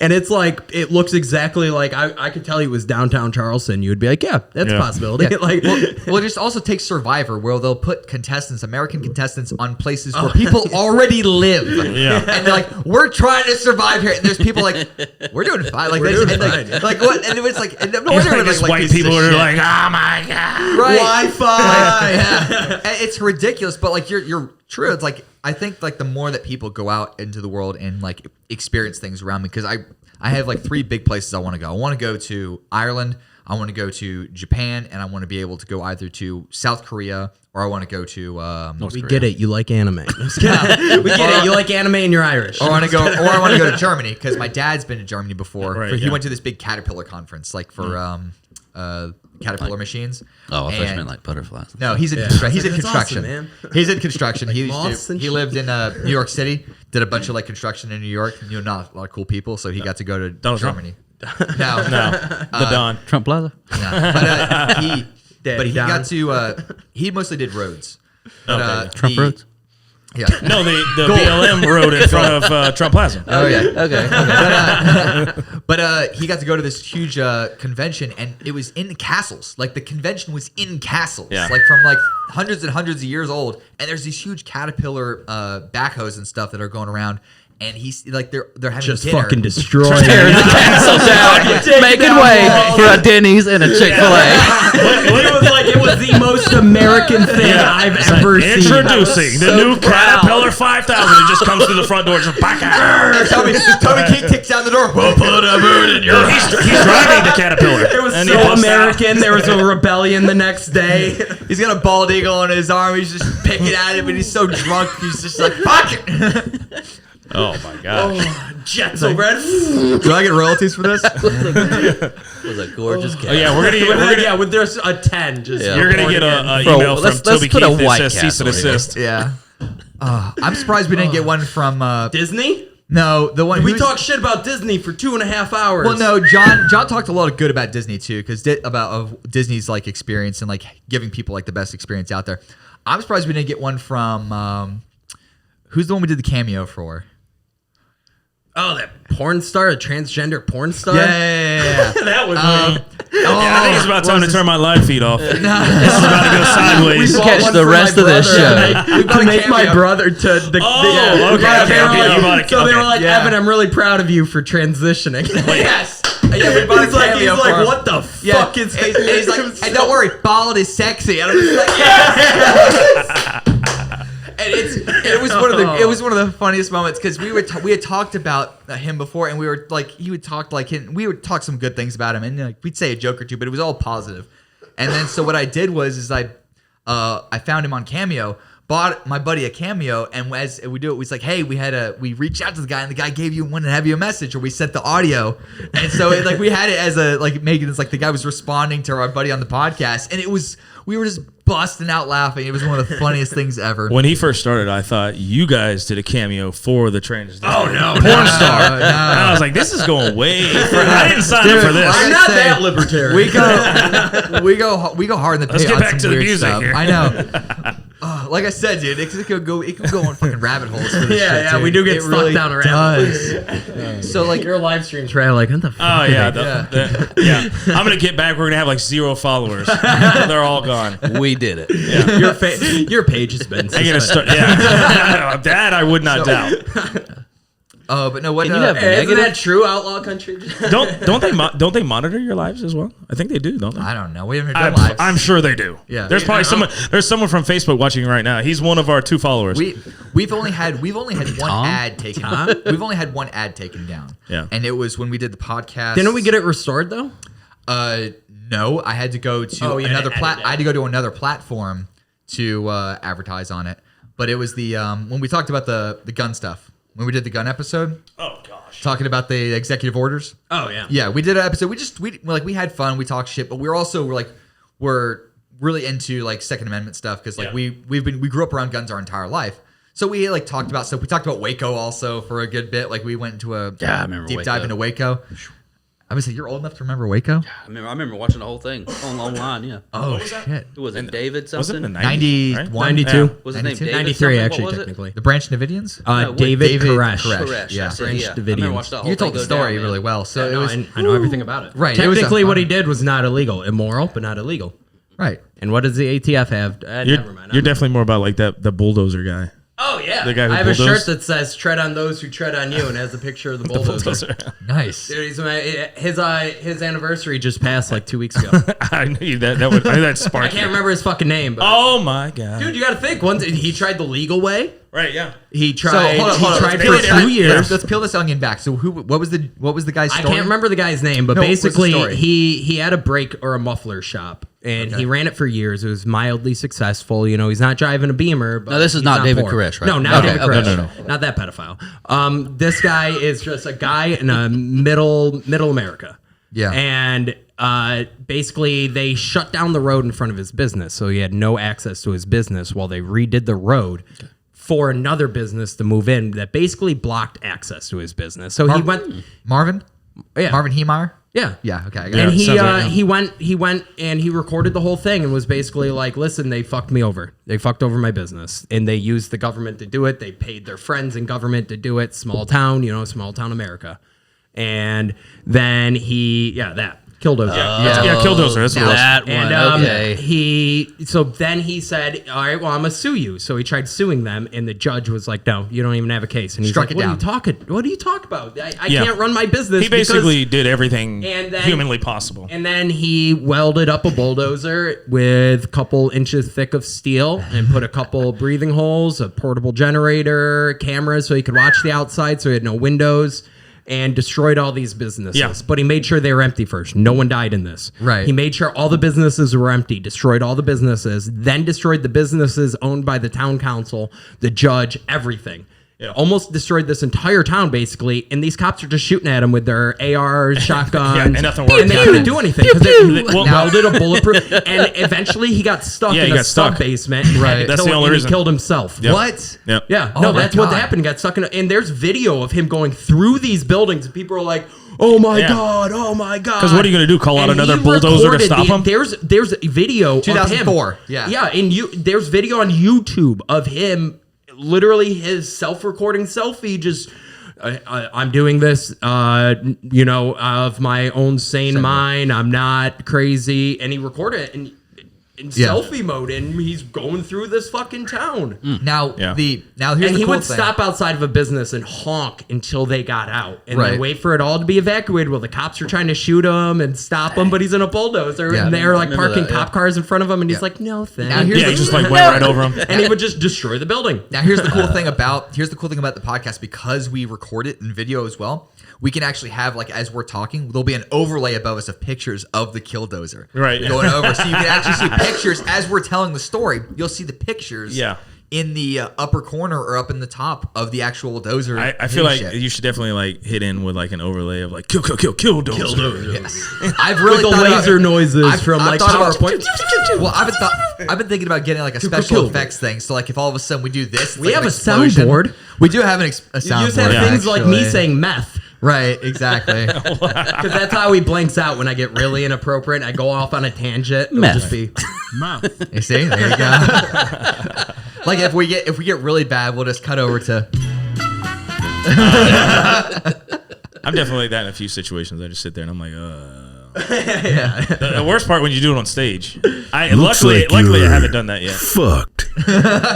I haven't blanked out. Have I? Have I blanked out and just like totally forgot? No. Generally, what happens is if I ever do anything wrong, I'll sing the same lyrics more than once. Right. That's generally the worst thing that happens. Yeah. But generally, most people probably don't notice. Yours, No, like, no, I swear I heard no. this before. Yeah. Well, they're half. Like, didn't he just sing that? I don't know. I've had too many drinks. I'm probably the one that's wrong. I did that at a Cody Jinks concert, right? Oh. So like, that's actually a whole night and a whole crazy story. Go ahead, we got time. Where he was coming to town and I was too late on it because even back then I wasn't really in social media, and this is only like maybe 4 years ago, I think, maybe 3 years ago. And someone sent it to me, and I was like, "Oh, okay." And it was like that night, and I went and looked for tickets, and there was this one ticket that was like 3 rows back, it was like $300, but it was one ticket by itself, and I was like, nobody's gonna buy this by this. Right behind a couch in the So basement. I just kept watching it. I just kept watching it and kept watching it, and the ticket got lower and lower and lower. And I said, I'm gonna shoot this shot, right? So I don't live crazy far away from the Coliseum, so I was like, I'm gonna just drive to the Coliseum, see how low I could possibly get this ticket, and I'm already there. Right. I got it for $25. What? $25. So so they're playing he's playing this song, and by the end of the night he plays another song, and I look to the guy beside me who's like a hardcore Cody Jinks fan, I could tell. Oh, fine. And I mean I was too, but I just not that hardcore. Right. I didn't know everything about him. You'd open for him if you could. Oh, for sure. You're right. Cody Jinks is literally one of my favorites, easily. We do one of his songs, and I actually have a picture with him and a picture like literally front stage because I wound up just this will go into a whole nother tangent, but I'm like the king of sneaking into places. All right. So, long story short, it comes as a bouncer. I find this offensive. It comes to this song, and I tell the guy, I was like, "Didn't he already play this?" And the dude literally looked like he was about to just knock me out. Yeah. He was like, he looks at me like, not I was respect like, Mr. "Did you Jinx really? like Yeah, that." did you really just do Jinxie like that?" So I was like, "All right, well, I'm gonna like slide down to the front of the stage." So I'm like literally at the front of the stage. Cody Jinks comes over there and he's playing, and I literally have a picture of him like this far away. And then I get this crazy thing in my mind because I just always do this. And I say, I'm sneaking backstage. And this is at North Charleston Coliseum. But I had been watching the people all night, and I'm like, I think this might be pretty easy. I probably shouldn't be saying this because I'll never be able to go back to North Charleston Coliseum. He can teach you his ways, AJ. So I just walk through big dick energy, and I'll be like, 1 second, man. And I'll just walk right past. And now that I think about this, it's probably a bad idea to tell this story just in case someone hears it and they'll be like, "You're never allowed in here again." Nah, you'll be fine. If Toby Keith comes to town, I can't go see him. This is outlaw country, dude. But anyhow, outlaw. Actually, that is true. What's Okay. fucking This is expected. notoriety, Man. man. You should be high, drunk, and a little coked up right now. That's Right. true I mean, outlaw country. you're not 6 lines deep, so you might as well tell a Yeah, good right. story. So I know a guy. Are you I got Are you 10 Irish? If you got $20, I got 10 minutes. Who knows? Oh, listen, the Irish have very few good That qualities. sounded really bad. The Irish have very few good qualities. We're prone to alcoholism. We have weird burn marks on our skin that look like cigarette burns even if we don't smoke. We're horrible people. We've ruined the East Coast with our thuggery. They're called freckles. But we're good storytellers. Yeah. So, my God, you can tell a good story. All right, yeah, this is a good point. Yeah. So long story short, I sneak in the back. Right. So I'm back there and I'm looking all around and I can't find him. So here's the cool thing about the story and about Cody Jinks is I'm in the back. I'm like walking all around, like trying to blend in. And one thing that I've learned is that if you just act like you belong there, no one questions it. Nah. It's crazy. Touch some knobs. And I'm like, I'm like looking at all. I'm like, so this isn't the only place that I've done this, but this is one of the stories. Right. And in every instance, except for the one where the cops were looking for me and I was hiding under the tour bus, it's pretty much the same thing. Nobody questions it. So I'm looking all around. I can't find him. I'm back there for like 30 minutes. I'm walking past his dresser room. Cody. I see. Yeah. I'm like, where are you at, Cody? Where are you at? I walk outside. Kid you not. He's with the fans outside the auditorium, chilling with the fans. Yeah. And I'm back here sneaking. I'm risking my life for you, Cody, just and you're out here switch. being cool as hell. He left out. Well, usually there's always a group of people that'll always go out to the back, near the tour bus, Yeah. to go hang out. So like when I first went, when the last House of Blues show I went to see like my favorite rock band. I get there like it's a general admission ticket, House of Blues, right? You get there, I get off work at like noon. This is when I was getting off work at noon. I go to a gas station and change. Exactly, right? I get to a gas station and change. I drive all the way up to Myrtle Beach in a fucking Jeep that's about to break down. I get there like Chad owns that Jeep now. I know he does, but like it's still about to break down. Right. It's about 5 hours. I'm there 5 hours early. 5 hours early, and it's just Right, me. yeah. And there's like this one family who actually drives across the country to watch this band. And so right. they're like real group. Like they know the band pretty Yeah, well. They've yeah. like met them a few times. So like I'm just sitting there. I've got a general admission ticket. They got VIP shit. So like all of a sudden we have to like So he move back fucking a little- robbed him. Right. We have to move back to where like the line actually officially starts. Right, For the yeah, venue. yeah. And so like the head of security is just hanging out, seeing stuff, and I'm just talking to him for a second because I'm at the front of the line. And he turns his back and he's got a Boston Red Sox tattoo. And I'm a Boston Red Sox fan. And I was like, Trash. yo. Spoken like a true New Yorker, but okay. But like, and so I start talking Boston baseball with him, and I talk about like Ortiz, Teixeira, like all the guys. And so he goes, so like, how long ago did you get here to like get this spot? I'm like, oh, I got here at like 2 p.m. He's like, the venue doesn't open till 7. I'm like, yeah. It's like, dude, I clocked in at 4 a.m, worked till noon, drove up here, changed at like a gas station just so I can get here. He's like, holy shit. He hands me this VIP pass. And I was like, holy shit. So I get to like meet the band early. I get to go in for sound check, get to go to the merch store and buy like a t-shirt and a few guitar picks. I get like front row to see the band, catch a guitar pick or whatever. Yeah. Awesome show. And while I'm there, I meet the social media like head person for like their fan club or whatever. Right, yeah. Talk to them.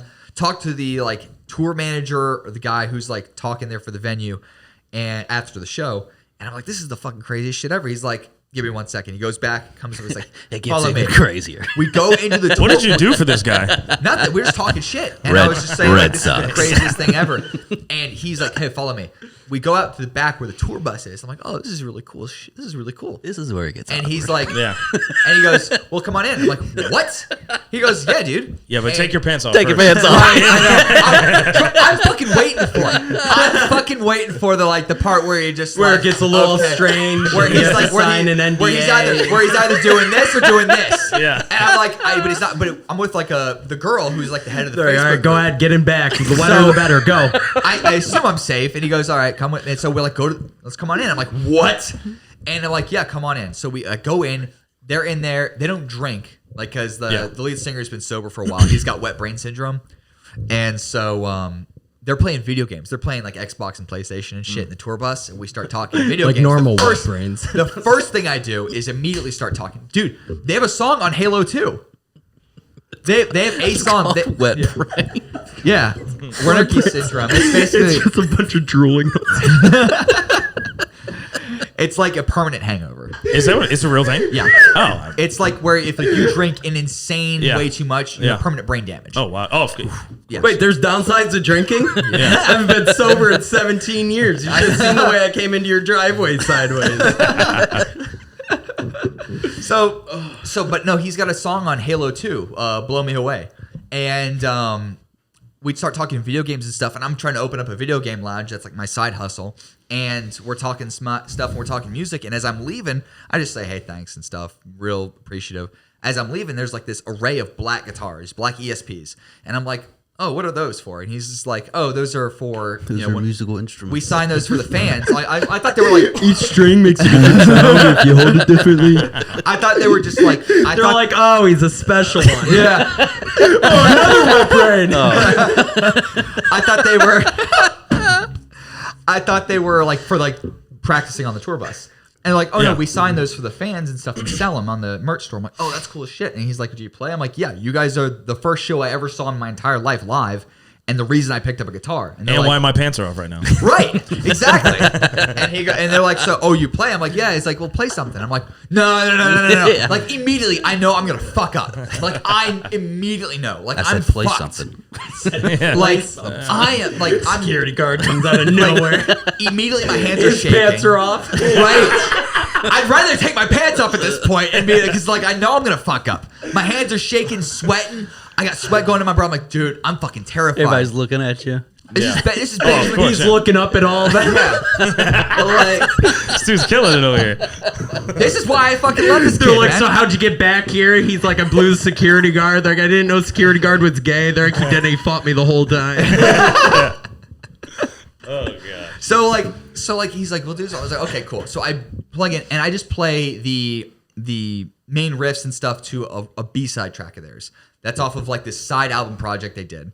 And they're like, holy shit, like, you know this song? I'm like, yeah, dude. I'm like, I just, because you don't want to play like their fucking, like, you don't want to play. Number one hit, Yeah, you don't want to play Diary of Jane or some shit. Because like everyone knows that the song. only Breaking Benjamin song everyone knows. Right, exactly. So I'm just like, fuck you, dude. I'm just gonna play like some fun song. And so I played this song called Ladybug, and it's off their B-side shit. And he's like, oh, that's like, I haven't heard that song in like, It's a jitterbug, and it's a cell phone. The numbers are literally You could just call it text. 6. How our boss doesn't have a jitterbug, by the way, surprises me.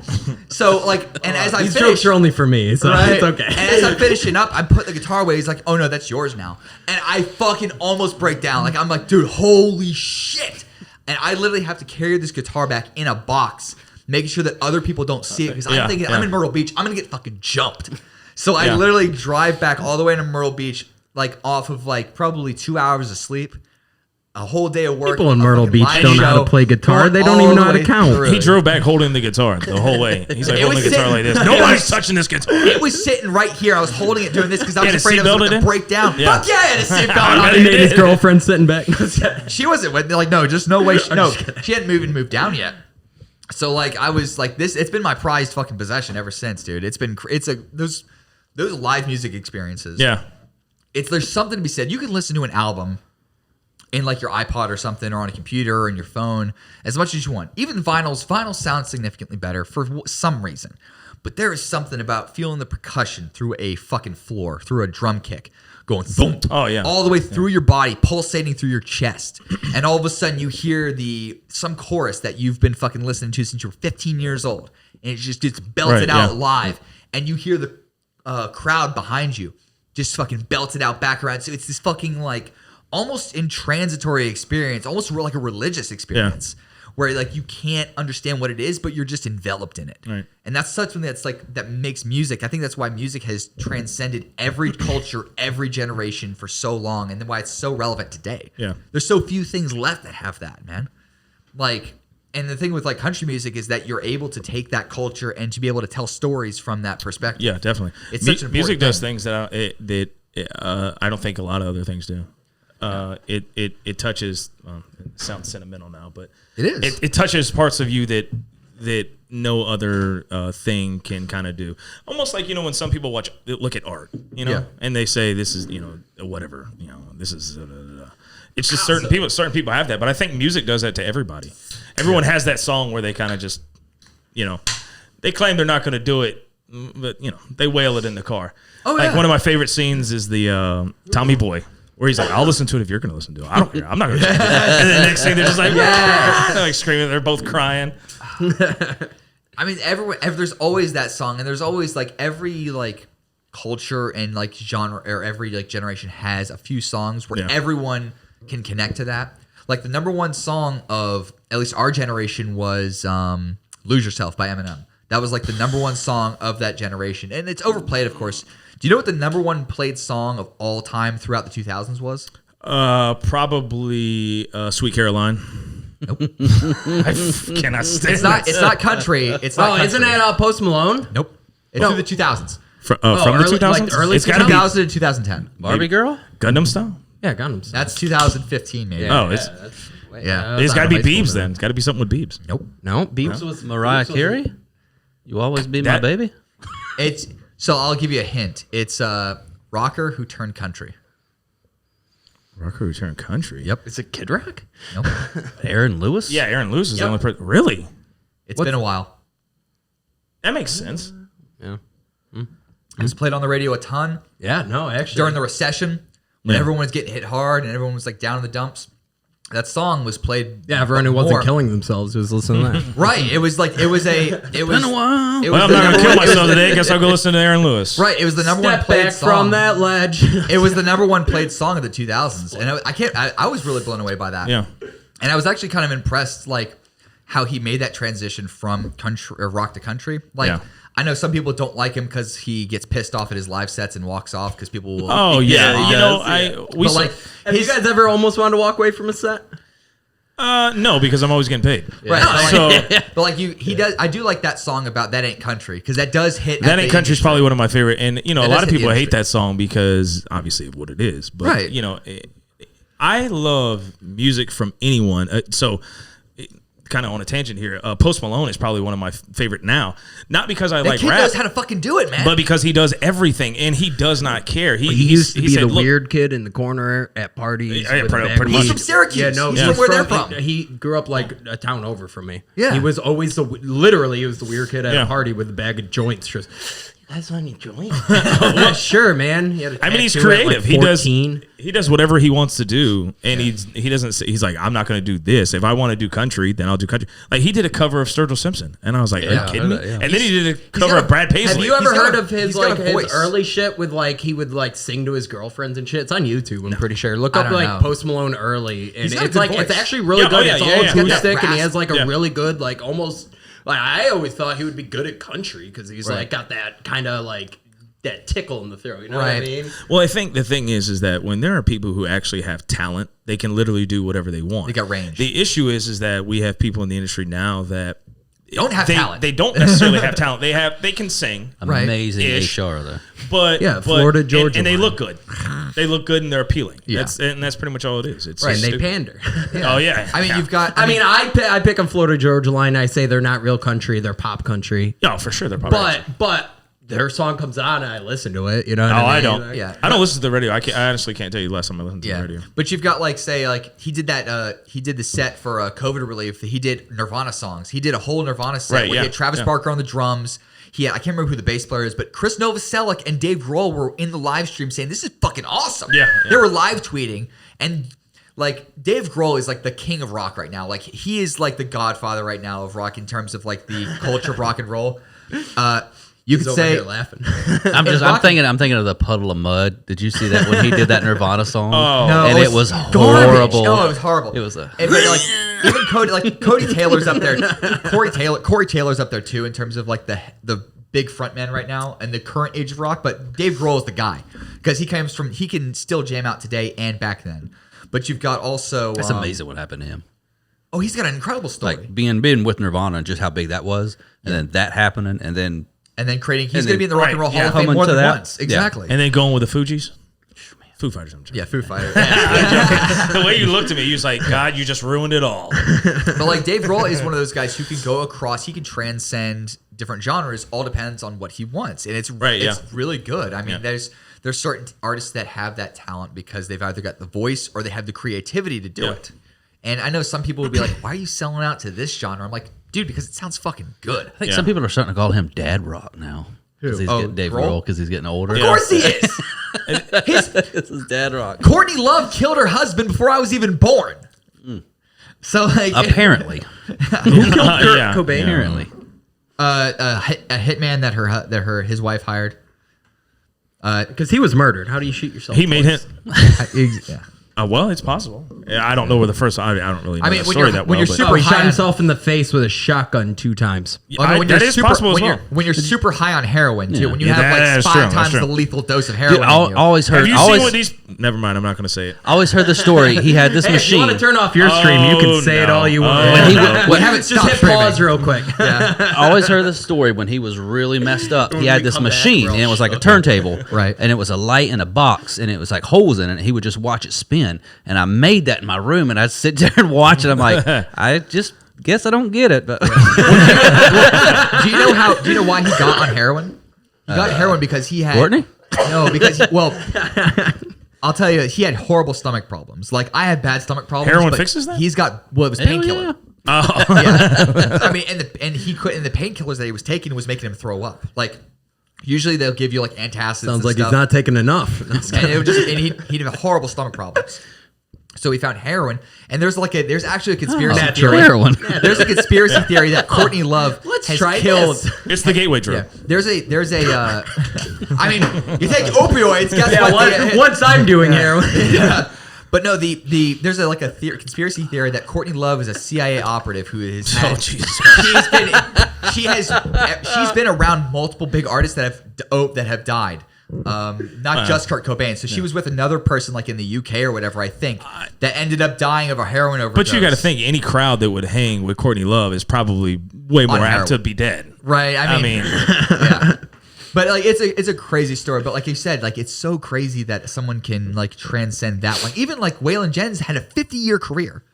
Like the guy was like you had 50s and 60s Jennings, clean cut, right? I mean, no beard. He had 70s Jennings, which was like that was the birth of outlaw. That's like his height. Then you had 80s Waylon, which was sunglasses and short hair. Well, that was also when he had his kid, when he had Shooter. Yeah. When did he have his cocaine habit? 70s, 50s, 60s, 70s, 80s. Well, I don't think he made it. Well, apparently, when Scooter was born, he went clean. Gotta be Aaron to freaking call me during the live. Are you calling? Do it. Just tell me during the live. What time are we? I don't even know how this would work. Just tell him. Be on speaker. Put on speaker. And then bring him close to your mic. How does this work? Am I on the live feed? You're being. Am I on the live feed? Hold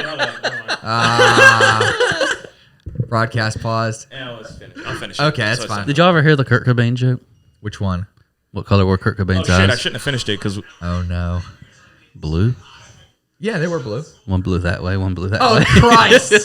Jesus, not. Is it just playing it? Oh, it's Did you see the South Park episode with Kurt Cobain? Dude, they were doing like a I saw the one with Alan Jackson. Was this? Where were you when you built that tower? Yeah. There was a thing where like they were making fun of how everyone was doing like holograms of dead celebrities.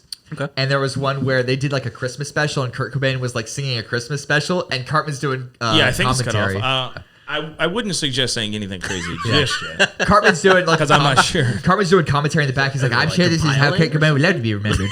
And I would just X out all the apps. The hologram of Kurt Cobain brings out a shotgun, points it at his mouth, and as it goes off, it goes. And there's fucking confetti and shit. Do you need and I'm like, Wi-Fi this so is you the can download darkest it? shit I've ever seen South Park do. I can't. And it was hilarious, but at the same time, you almost feel bad because I have a huge amount of respect for that scene and Cobain.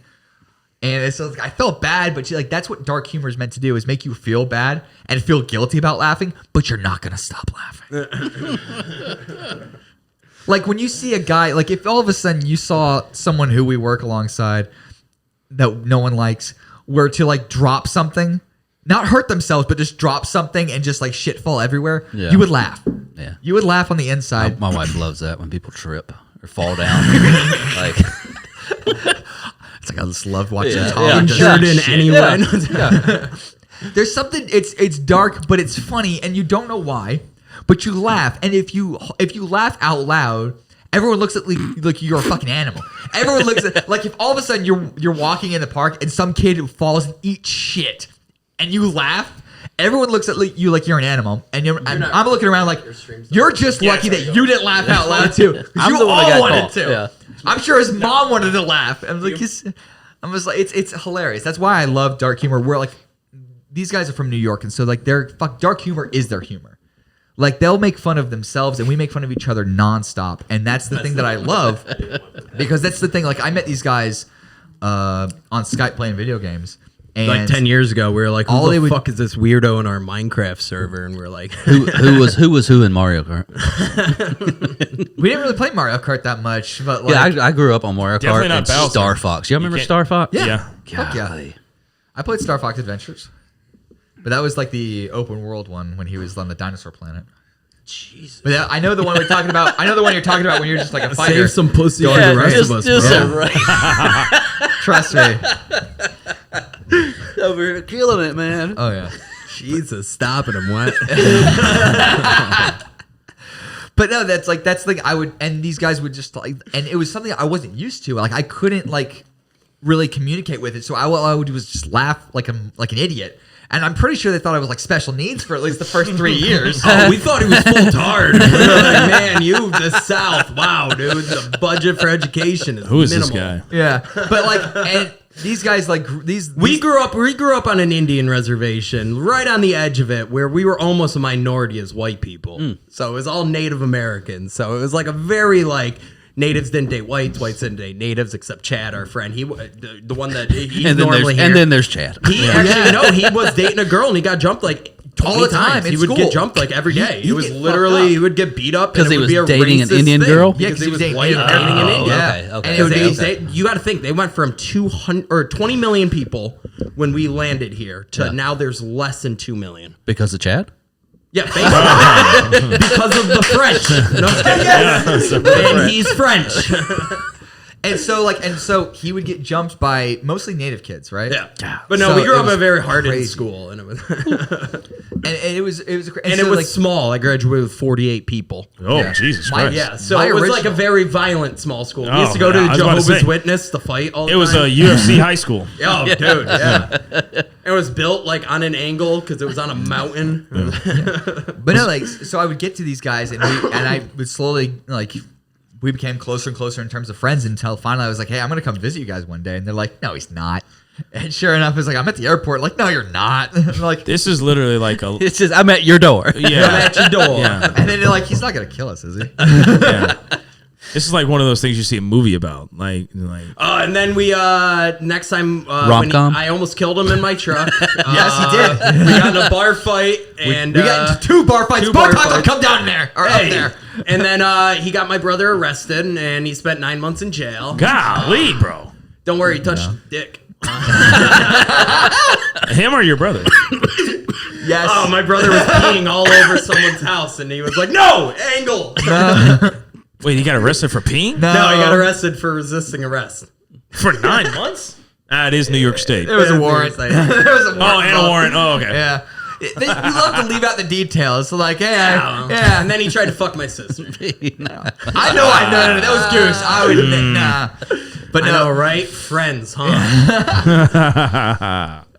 Well, So the Facebook thing is over, right? Yeah. Okay. this is the Clearing the ridiculousness. air. I mean, I'm still going to post this on Facebook, so... this is the edit out stuff. Oh no, this is public knowledge for our fan base. This is public knowledge for our fan base. This is complete public knowledge for our fan base at this point. Oh, yeah. And now we're doing this podcast, and Dave won't let me do coke here anymore. So. Some friend you are. I know, right? I know. That's what I said. My girlfriend. I said this is where the comedy comes from. Imagine me. I'm hilarious. Imagine if I was on coke. How much more funny I could be. It'd be like much more Louis destructive CK you without could be, all the maybe. sexual assault stuff or harassment. When your girlfriend complains 5 times. Your girlfriend. Yes. She's like, you guys need to calm it down a minute. She's just going to bust through the door, but can you guys turn it down? You guys are really loud in here. She goes, Get out, Mom! She's like, she's like, don't you get tested at work? I'm like, I don't get tested for secondhand coke, babe. Yeah. You ever seen the video where he says, I don't freebase cocaine? But he does it. He's like, I do not freebase cocaine. Now, I shoot up every once in a while, but I will not freebase cocaine. Oh my god! So what is next for you guys? Like, what is the not like? I know you guys are doing a big show in the next like week or so, right? Next Saturday. Merle's Inlet? Yeah, next Saturday. Yeah, so Merle's Inlet. Right. And then, He's like, I don't fucking know. Honestly, dude, it's so hard to keep track of it. Like Like I said in the I beginning, sing, and I come on. doing the social media and everything, and then keeping track of everything. It's a lot of stuff. I mean, it's plus I have a full-time job, so Yeah, I get it's that. not like I do this, But anyway, I think the next show after that is Trolley again, and that's. What month is this? June? So July 9th. That'll be July 9th. It's June. Nice. So it's funny because we're actually going to, for the first time, we're going to be doing a Friday and Saturday. Generally, what we do is kind of just try to give the guys a little bit of time off. Oh, you're But, fucked, man. yeah, And that's my vacation week. He's playing Friday and Saturday. So it'll be Friday at Charlie Pub, and then it'll be Saturday at Bohemian Bull, honestly. Back at Bohemian. Okay. So nice. which is funny because the first time we played Bohemian Bull, I was like, yeah, we ain't never coming back in here. And then he calls me. He's like, you want to play Bohemian Bull? I was like, you got the right band? I was like, you do? I was like, this is the Bryan Roberts band. You do recognize that? He's like, yeah. I was like, oh, okay. All right. So It's so weird. we'll I be always back there. figured you guys would be like performing at somewhere like Honky Tonk or like something like that, or So- fucking Ooh, that's a Southern story, boy. Roots That's a or story. So, Tattoo. let's Yeah, talk- let's talk actually about the Southern Honky Roots. Tonk. Southern Roots, you should call us Honky back. Tonk's owned by a rapist. Let's talk about the Sam owner. Let's talk about Mufasa is a rapist who Oh, rapes people. You just took the words right out of my mouth. No, don't worry. I used to work right next to Deco. Well, we're never and playing- We have a standing rule at one of my bars that if Sam Mufasa walks in there, we get to beat the fucking shit out of him and delete the camera. So we don't have to. So we don't have to bleep this. Dude, when he walks by, I worked at You might have to Dudley's. bleep I it worked for at us. Dudley's, the gay bar. I worked there for 2 years. I was the head of security. Each time we walked by, I'd be like, "Yo, what's up, you Ed. fucking rapist? What's up, you fucking rapist?" Dude, he got accused of rape 10 times over 8 years. Yeah. 10 times. Oh, He owns Deco. He owns Toast. He owns Charleston Hospitality Group. Yep. Right. He owns Honky Tonk. Honky Tonk Saloon. Yep. And everyone should protest those places. He also owns. Actually, he just got pushed out of Tabuli's, which is now Sashons or some fucking stupid name. I have to Because be they super- literally just shut down the whole business. These thoughts and feelings are not the same feelings as the Bryan Roberts band. No, Dave could play all this. I don't know. I'm just No, joking. but this I don't dude's know. a I don't. fucking. This dude's a. No, it's on record. He was the one that beat the fuck out of his girlfriend I behind did. walls. I 3 years did ago. hear about Yeah. that. Broke her face into like 8 pieces. The Bryan, excuse me, not the Bryan Roberts band. The Honky Tonk Saloon doesn't really have honky tonk music in there anyway. So Yeah, we came at the Doesn't end really of it. matter. Like 2 years ago, they did it was Dorchester Paul's for thing with like all the local things. We're doing like money for like animal shelters and stuff. Yeah. and that was actually our first show. We played there. Which is us, Lauren Hall, I think the Mahon brothers. It was a bunch of people like that. Yeah. But that was our first show. Damn good show. Yeah. But then that was about it of it. Yeah, Now it's all DJs now. Never went. Yeah. Well, They just play nothing but DJ. They have. I'm actually surprised you guys aren't going back they, to like Burns. They had Colt Ford you guys in there. seem like you would be perfect for Burns. So we're going back to Burns. Yeah. Later, I don't remember what it is. November 27th. Does that sound right? They try not to run people too close back to back like that. I mean, you need the variety at the end. You're our venue, and you want to make sure that you're not having some guy to watering. Well, I mean, they're a rock and punk bar. Right. Yeah. And for some simple reason, our outlaw country, they love it. Oh, it just works. Yeah, so it works. I'll be honest like with I you. said, I know everyone that works there, and I love that bar. I would suggest everyone to go to that bar because no matter what walk of life, you're gonna fucking fit into that bar. Right. But the main thing is, like when we play there, the way Rob works the crowd there makes the whole show. Nice. It does. Do you guys like come off the stage and like move around?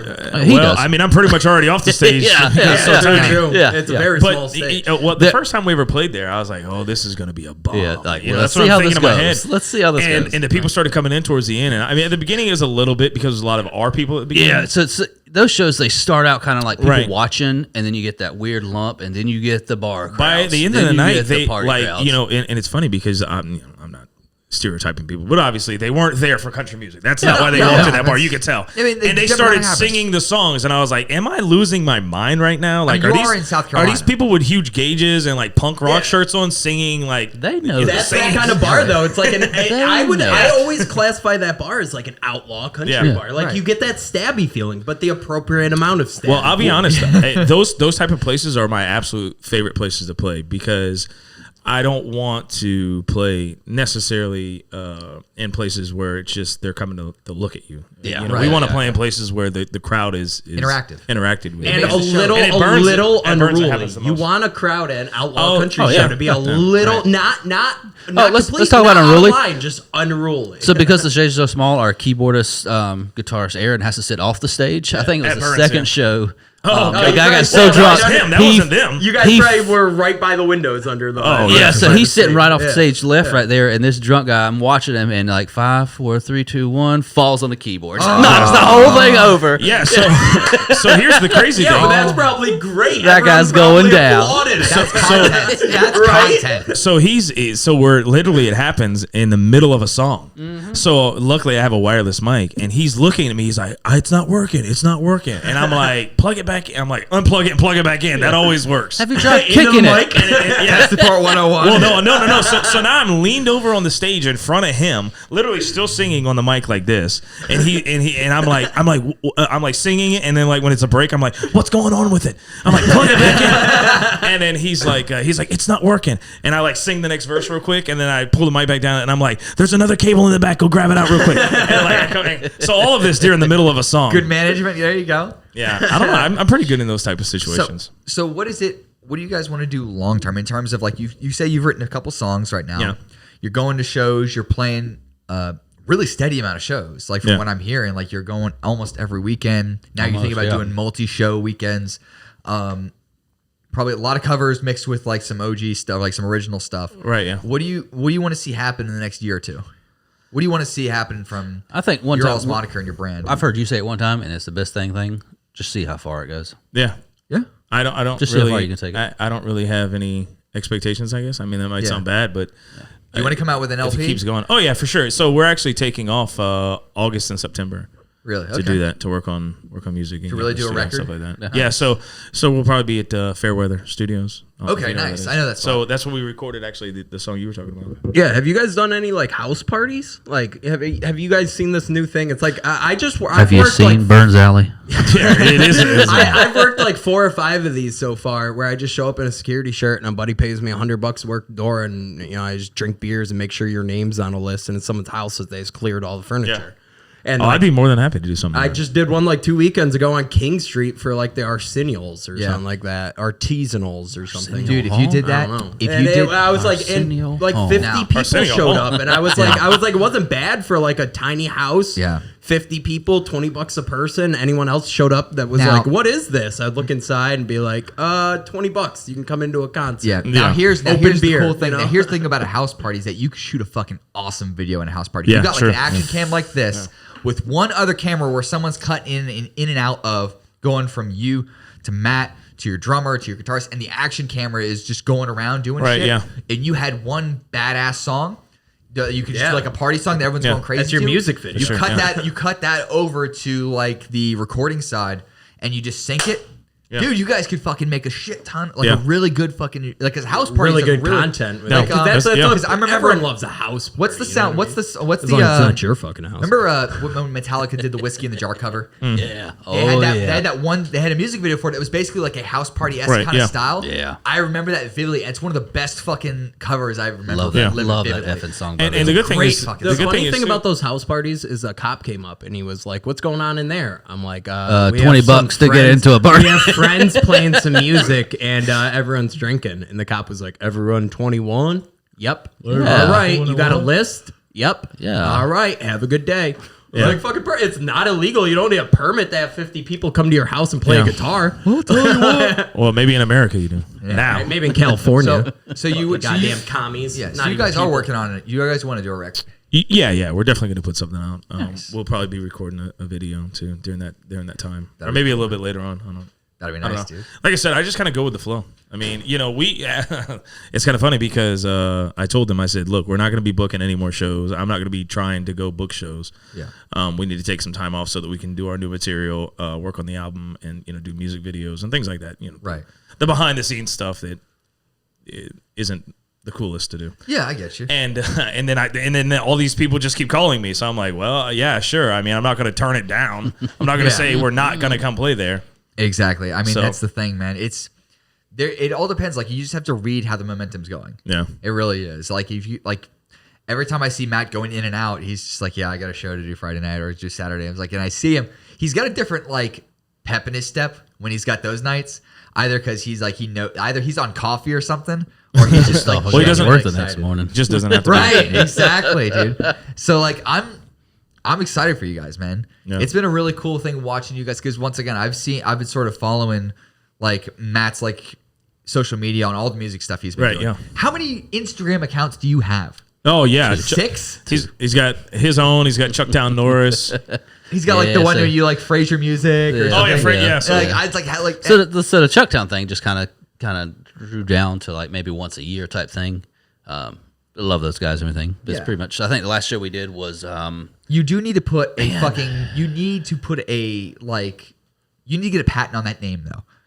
Oh, it's a really that is a damn good name. Okay, you need to put a patent on that name because Chucktown Norris is so fucking cool. It is such a cool sounding name. You gotta put a patent on that thing, dude. Yeah. Like, just give it like an LLC or something. It takes like $50. That's all it is. I have Mooks Cast Productions as an LLC just so I can claim this on taxes, and it's been great. Yeah. Last place we played there's a campground up in Mount Pleasant. Yeah. It's like a Frankie's Fun Park. I forgot what it's called. But we played there. It was like a food truck night. Yeah. And we hadn't practiced in like 4 weeks. And it's a totally different group of guys. It's a 90s alternative cover band. Right. And we just got together, played, had a good time, free drinks, free bumper cars. Oh my God. You can't turn that down. Bumper cars paid for it, right? Yeah. So, I mean, that was fun. Yeah. Nice, dude. Yeah, I think as far as like where we're going, I think we have like aspirations of where we'd like to go. Obviously, we don't always want to pay the tiny bars. I mean, it's good. Yeah. And I enjoy being intimate with the people. But change the scenery. You obviously, you want to do it because you want to play the bigger shows and stuff like that. Yeah. So we're obviously working our way up to like doing the Poorhouse and Jammer and things like that. The Poorhouse is a really cool spot. Yeah. The first time I ever got alcohol poisoning was from the Poorhouse. Sweet. Of course. Yes. Yeah. It was from this jar. And then I drank about half of that jar. And then I would go to, then I went to the Poorhouse and did swaps of tequila and PBR.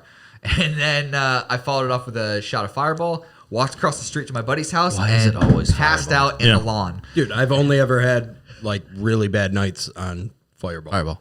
Every time we play a show. That night, my brother got arrested that I was joking about earlier. Well, it wasn't a joke. He got him arrested. He was drinking Fireball. Yeah. Every time we play a show and somebody goes, "Here, shot," Fireball. it's always Fireball. And I can't stand it. Fireball is involved. So what's your guys' preferred drink? Like a shot, like a Jim Beam Red Stag is what I drink. I'm just a Jim Beam, Jack Daniels guy, straight up. The funny story about the Fireball, or some really good rum. I've moved into rum this stage. The funny thing, tequila. If you do Fireball, mix it with sweet tea. It's 10 times better. Well, about the Fireball is we were at sweet tea tastes like piss. Oh God, where were we at? We were at fucking Yankee. by the creek. What is that one? Oh, LG's.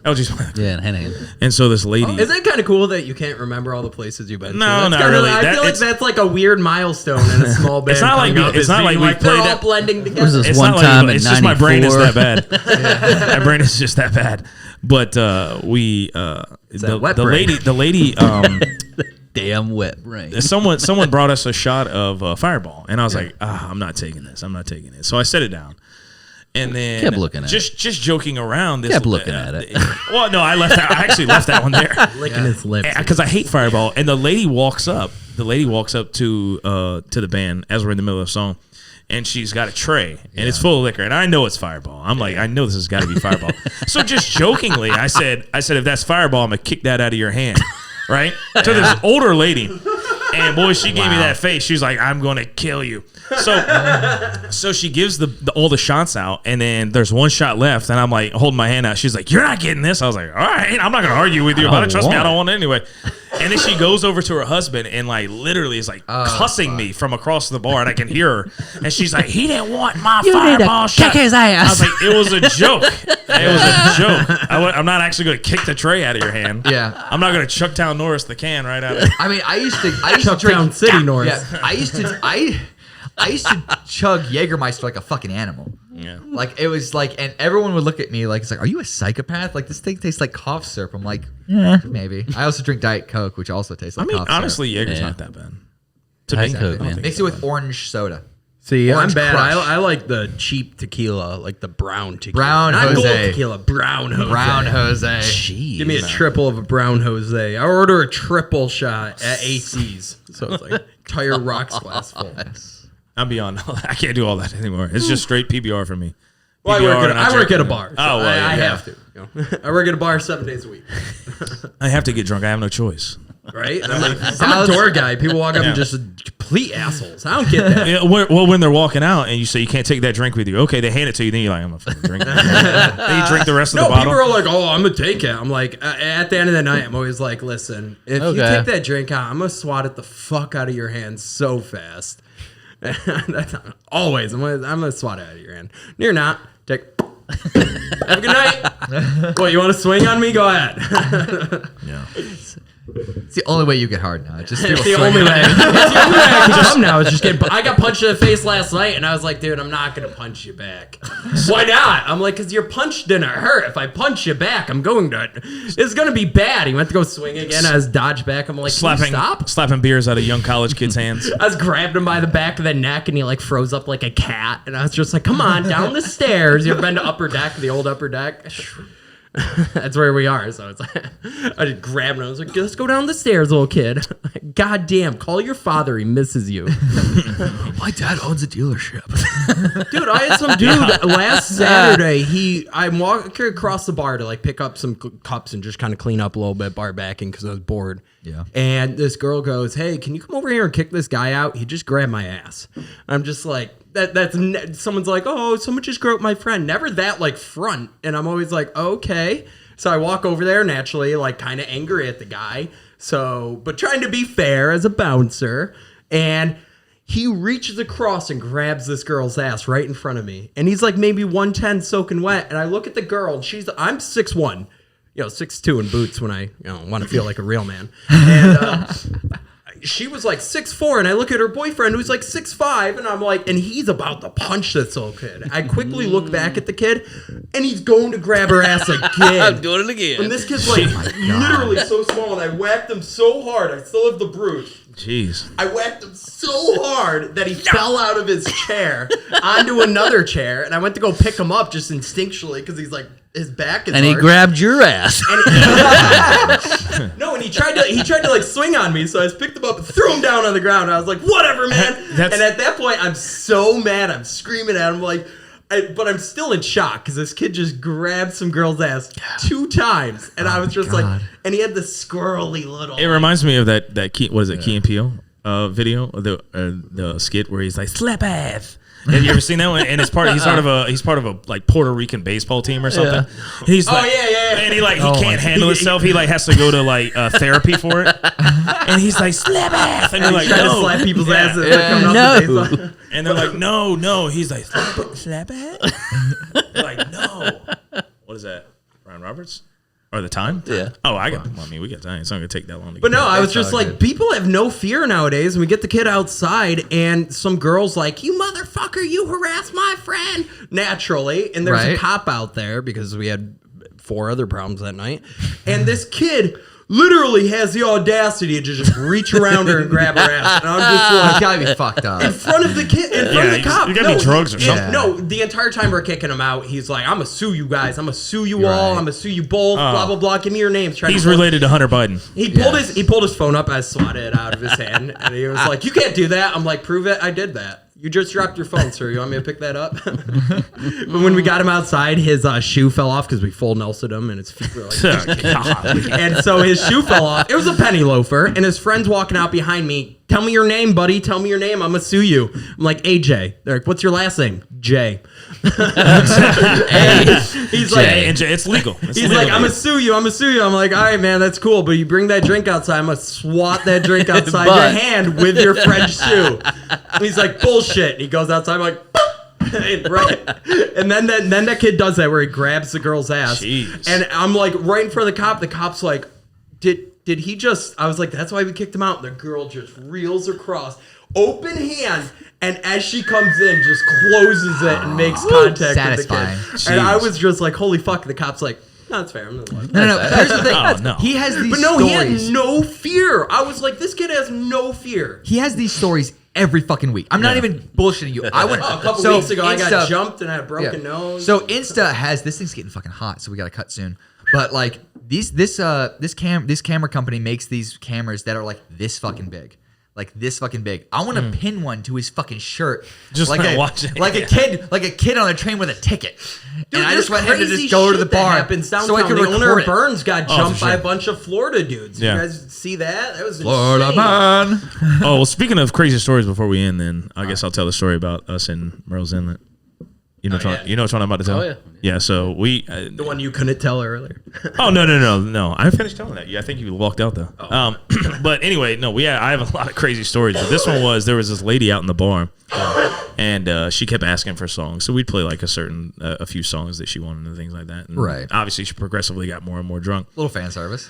So towards the end of the night, we had obviously the tip bucket, and she walks up and she has this $20 bill, and she opens up a $20 bill. I was like, all right, $20. All right. So she steps over the tip bucket and is probably, what do you say, maybe a foot from me? Mm-hmm. She turns around and starts pulling her skirt up. And I know immediately what's about to happen. I'm You like, gotta work for it, this buddy. is going to... You gotta work for it. Oh, no. She pulls her skirt up all the way. Uh-huh. Bends over, puts the $20 bill in the tip bucket, and has no panties on. I didn't look, because I'm a good man. I looked at him, and he's looking straight at the I ceiling. did not look down. I'm looking at the ceiling. I'm just singing a song like this, and the drums just stop. The drums and the bass guitar just stop. He's looking out ready for evening prayer. Yeah, all you hear is... And I'm like... That drummer goes, is that a vagina?